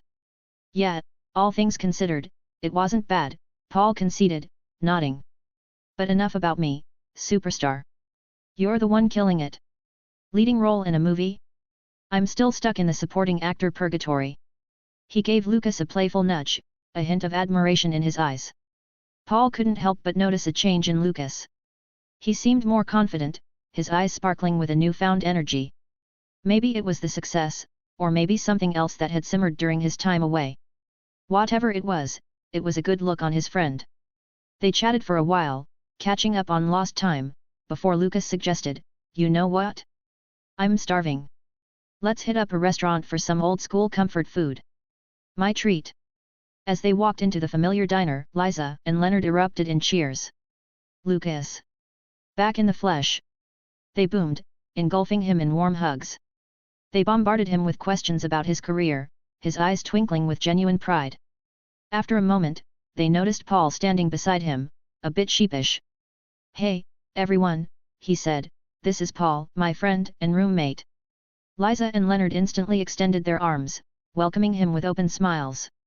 Lucas regaled Liza and the gang with stories from his trip, and of course, Modern Family was a hot topic. They peppered him with questions about his return, eyes wide with excitement. Lucas grinned. "It's just a quick pop-in," Lucas chuckled, "but hey, catch me on TV this October." Lucas stepped into the glass lobby of the Innovative Artists Building, sunlight slicing through the morning sky. Vincent's office held a welcoming warmth this time, a stark contrast to their last tense meeting. He chuckled as Lucas slid into the leather chair. Vincent greeted Lucas with a genuine warmth that surprised him. "Lucas, good to see you again. Congratulations on landing the lead in 127 hours. I have to admit, I didn't expect it," Vincent said, a smile crinkling his eyes. "Your Modern Family appearance was impressive, but Aaron Ralston in 127 hours? That's a whole new level." Initially, Vincent underestimated Lucas. Modern Family was a nice gig, but landing the demanding role of Aaron Ralston in 127 hours? That seemed like a stretch for the fresh-faced actor. So when Lucas casually confirmed the news, Vincent felt a genuine jolt of surprise. Innovative Artists had been keeping a close eye on him, considering a contract, but this catapulted Lucas into a different league. Perhaps the offer couldn't wait any longer. Vincent's eyebrows shot up when Lucas mentioned his 127 hours paycheck. $180,000 for a fresh-faced actor like him? A pang of regret tugged at Vincent. IAA could have secured a juicy commission if they'd already signed Lucas. But that was water under the bridge. The agency's open casting call for the role meant they wouldn't earn anything from Lucas unless he signed with them after landing the part. Shaking his head, Vincent decided to act. Lucas' talent, coupled with his recent success, was undeniable. Even landing the lead in a challenging independent film like 127 Hours spoke volumes. He grabbed his phone and dialed the agency's director. "Lucas has potential," he said, "and I think it's time we offered him a representation agreement." Lucas found the 127 Hours role through their open hub board, meant for fresh talent assessment. The agency wouldn't collect a commission, except for the standard audition fee Lucas had already paid. Shaking his head, Vincent knew it was time to act. He contacted the agency's leadership, advocating for a representation offer to Lucas. The demanding role in an independent film like 127 Hours was a clear indicator of Lucas' potential. They couldn't afford to miss out again. Chapter 48, Heartthrob.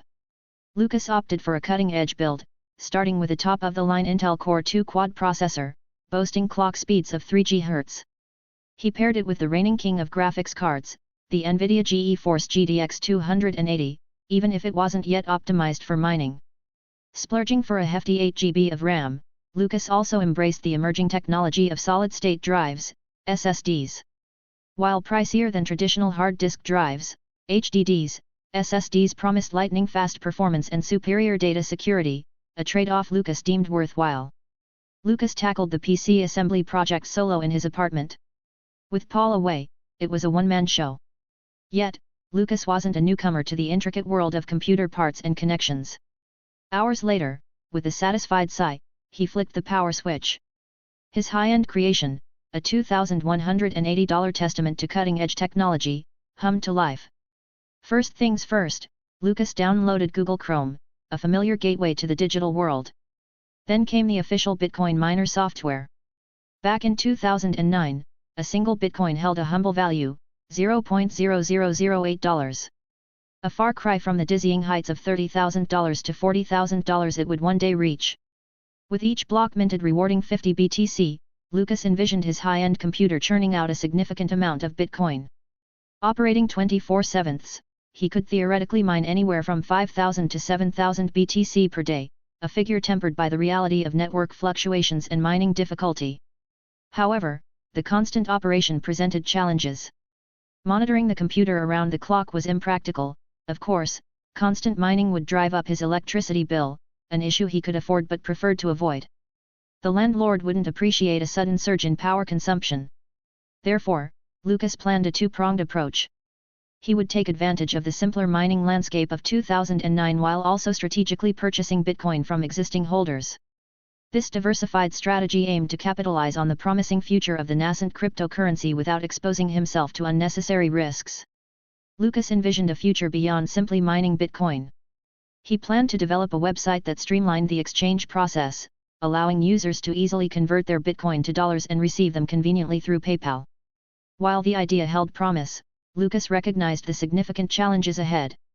Not only would he need to navigate the complexities of building such a platform, but also secure the necessary funding to bring his vision to life. Collecting enough capital to fuel this ambitious venture would be the first hurdle to overcome. On a crisp October night in 2009, Rachel flicked on the television in her cozy American living room. Excitement crackled in the air, for tonight was the new episode of Modern Family, a quirky new comedy promising to shake up the airwaves. For fans of the mockumentary genre, Wednesdays had become a favorite day. Modern Family promised a fresh take, following the hilarious and heartwarming antics of three blended families under one roof. Tonight, Rachel wouldn't miss it for the world. While Modern Family had captured the hearts of viewers like Rachel, there was a lingering disappointment. Dylan, the charming character introduced in the pilot, had been absent since. Fans, including Rachel, eagerly awaited his return. Each episode brought fresh laughs, yet the yearning for Dylan's return lingered. Then, as episode 4 unfolded, a familiar face finally graced the screen. There, amidst the Dunphy Pritchett family gathering, stood Dylan. His sun-kissed blonde hair and bright blue eyes, paired with a tall, athletic build, sent a ripple of excitement through the female audience, including Rachel. As the scene unfolded, Gloria and Deed's argument escalated, a simmering tension filling the room. Then, Dylan stepped forward, his voice cutting through the conflict. His words, infused with genuine empathy and a touch of humor, resonated with the family, bridging the gap and reminding them of their love. Rachel watched, a soft smile playing on her lips, her eyes drawn to Dylan's sincerity. "Oh, Dylan," she murmured under her breath, clutching the pillow closer. Later, Dylan settled on the couch, picking up his guitar. The unfamiliar chords filled the room, and his voice, imbued with a raw vulnerability, began to weave a melody. Rachel wasn't alone in her captivation, a collective hush fell over the audience as Dylan poured his soul into the song. "Well, I found a woman, stronger than anyone I know," he sang, his gaze sweeping across the room. "She shares my dreams, I hope that someday I'll share her home. I found a lover, to carry more than just my secrets, to carry love, to carry children of our own." While the lyrics raised a slight eyebrow from Claire, captured by the camera's keen eye, the audience found themselves caught between amusement and genuine admiration. The song, aimed at the teenage Hailey, possessed an undeniable beauty, even if its message might raise a few questions. Lucas, leaning in with rapt attention, couldn't help but be drawn into the scene's emotional pull. "Baby, I'm dancing in the dark," Dylan crooned, his voice a husky caress, "with you between my arms. Barefoot on the grass, listening to our favorite song." His gaze, tender yet playful, flitted across Hailey, then settled on Claire with a mischievous glint. "When I saw you in that dress, looking so beautiful, I don't deserve this. Darling, you look perfect tonight." The audience held their breath. The song, a captivating melody born from Dylan's raw talent, wove a spell of intimacy and longing. It felt like a secret shared, a glimpse into the actor's own soul. Rachel, like countless others, found herself swept away, fantasizing about Dylan's whispered promises and stolen glances. The lines blurred between character and actor, reality and fantasy, as Dylan's charisma painted a picture of love that resonated with every heart. Rachel wasn't alone in her daydream. As Dylan's voice filled the room, countless women found themselves swept away, dancing in the moonlight with him, barefoot on the grass, lost in the melody he'd woven. His blonde hair and blue eyes, captured by the camera's gaze, ignited a spark of longing in every heart, and the whispered "I don't deserve this, darling, you look perfect tonight" sent shivers down spines. A blush crept up Rachel's cheeks, a secret smile playing on her lips. The mockumentary that followed offered a jarring contrast. Dylan and Hailey's chemistry crackled on screen, sparking adoration in some viewers and envy in others, mostly among the female contingent who couldn't help but see Dylan as their own heartthrob. Even Claire's motherly protectiveness elicited chuckles from the audience. By the episode's end, the melody of Dylan's song had woven its way into the hearts of most main characters, amplifying the emotional resonance. The catchy melody had become a chorus, sung by the characters on screen and echoed by the audience. Rachel, wiping away a tear of laughter, shook her head. "Hailey better keep a close eye on him, Dylan's a ladies' man for sure." A pause, then a quiet murmur, "Though, I have to admit, I might have a bit of a crush myself." She wasn't alone. In that moment, many female viewers were swept away, lost in daydreams and fantasies, their hearts captivated by the captivating Dylan. For many, 2009 had just witnessed the birth of a new crush. For most, they knew him only as Dylan, the charming character who stole their hearts. But for those with keen eyes, the credits revealed the name behind the persona, Lucas Knight. And just like that, a new heartthrob was born. Chapter 49, Positive Response. Lucas remained oblivious to his newfound heartthrob status among Modern Family fans, as well as the critical buzz surrounding his episode. Titled The Incident, Episode 4 of the series drew an impressive audience of 11.085 million households, according to Nielsen ratings. With a 7.2/9% rating and a 5.0/9% share in the coveted 1849th demographic, it became one of Modern Family's most successful episodes. Critical reception was equally positive. Television critics widely acclaimed The Incident, with Buddy TV even ranking it as the 19th best episode of 2009, surpassing even the pilot episode of Glee. This accolade was largely attributed to Dylan's performance of his original song, Perfect, praised by Buddy TV as catchy, beautiful, and the highlight of the episode. Robert Canning of IGN lauded the episode with a 9.7/10 rating, hailing it as outstanding. He particularly praised Dylan's rendition of Perfect, adding playfully, "Outstanding episode, particularly Dylan's song Perfect. It's still stuck in my head. No official release, but I wish there was." Jason Hughes from TV Squad gave a positive review, commending Dylan's actor and Shelley Long. Hughes expressed admiration for Shelley Long's enduring comedic prowess and was impressed by Dylan's character, Lucas Knight, especially the unforgettable song that lingered in his mind. Donna Bowman of the AV Club awarded the episode an A, spotlighting Dylan's beautiful song as a showcase of both the show's potential and Lucas Knight's musical talent, expressing hope for more. Michael Slezak of Entertainment Weekly echoed the sentiment, emphasizing that Dylan's captivating song highlighted the show's potential and showcased Lucas Knight's musical talent. He expressed anticipation for more from the character. James Pony Wozik of Time magazine praised the episode, specifically applauding Lucas Knight's song. Despite the acclaim, Variety's Brian Lowry criticized Deed's character as borderline grating and found the resolution somewhat saccharine. However, he still praised Dylan and his song. The Hollywood Reporter's Tim Goodman appreciated the humor and guest star performance but noted certain elements felt forced. Nonetheless, he praised Dylan's character and the exceptional scene featuring his performance. Despite some critics offering their critiques, there was unanimous praise for Dylan's character and the song Perfect. Episode 4 of Modern Family, The Incident, wasn't just funny, it became a viral phenomenon. While viewers chuckled at the Pritchett's and Dunphys' antics, one element truly captured their hearts, Dylan's song Perfect. Composed and performed by none other than Dylan's real-life portrayer, Lucas Knight, Perfect struck a chord with fans. Yahoo! Community threads exploded with praise for the song's beauty and emotional impact. Obsessed with Dylan's song. One user wrote, "Seriously, Dylan needs his own album ASAP." Another echoed, "Suddenly, Dylan wasn't just a quirky character on TV. He was a crush-worthy heartthrob, and Lucas Knight was catapulted into the spotlight." Fans frantically searched for information about the talented actor and musician, filling threads with questions like, "Who is the amazing actor playing Dylan Guy? Lucas Knight, everyone. Show him some love. Dylan's song is stuck in my head. Can we get Lucas Knight a record deal already?" One fan exclaimed. Another gushed, "Seriously, where has Lucas Knight been all my life? His voice is incredible." Fans, smitten by both the character and Knight's performance, scrambled to learn more. Answers flew, with Lucas Knight echoing through the site threads. But searching for Lucas Knight online proved, well, interesting. While his name graced the Modern Family IMDb page, details were scarce.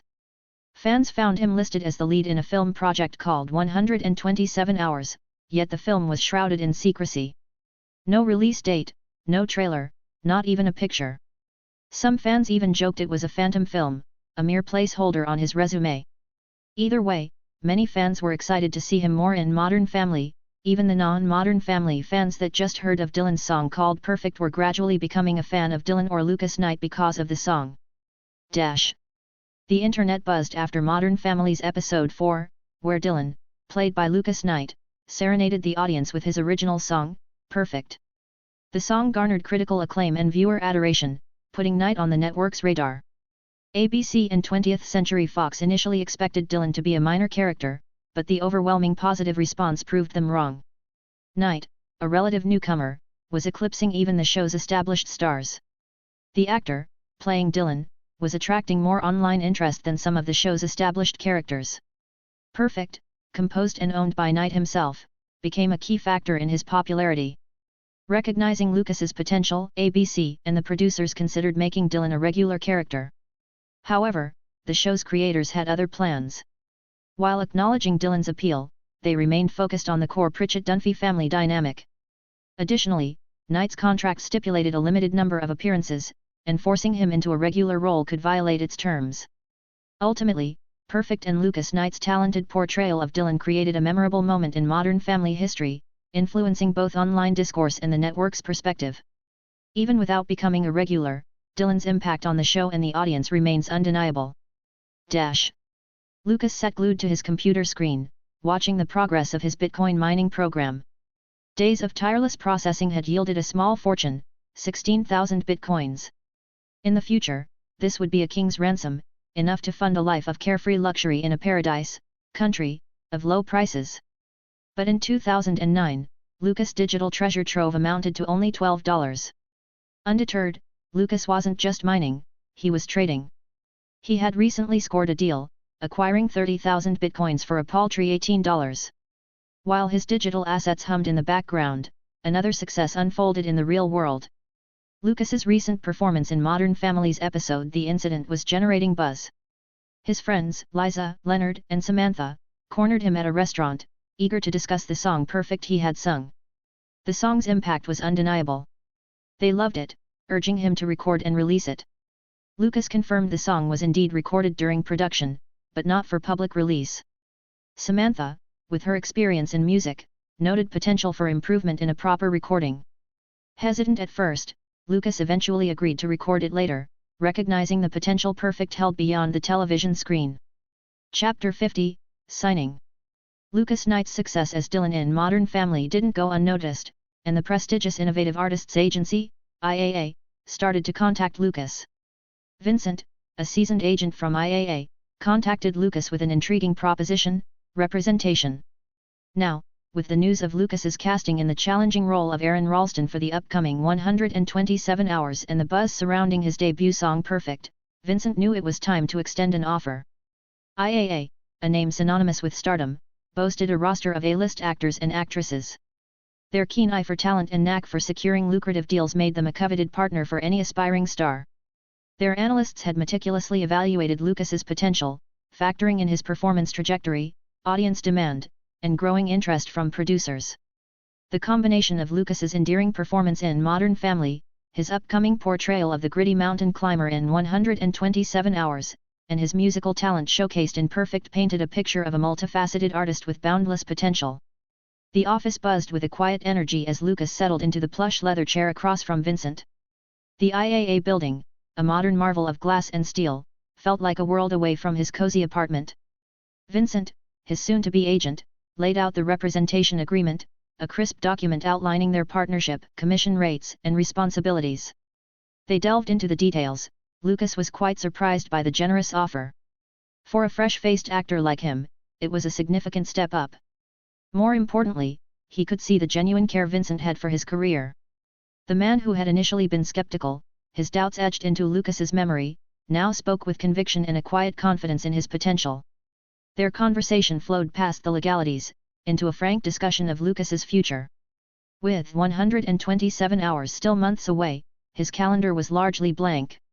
The thrill of landing the Aaron Ralston role had faded, replaced by a gnawing uncertainty. Signing with IAA, with its access to a wider pool of projects and the freedom it would bring, felt like the missing piece.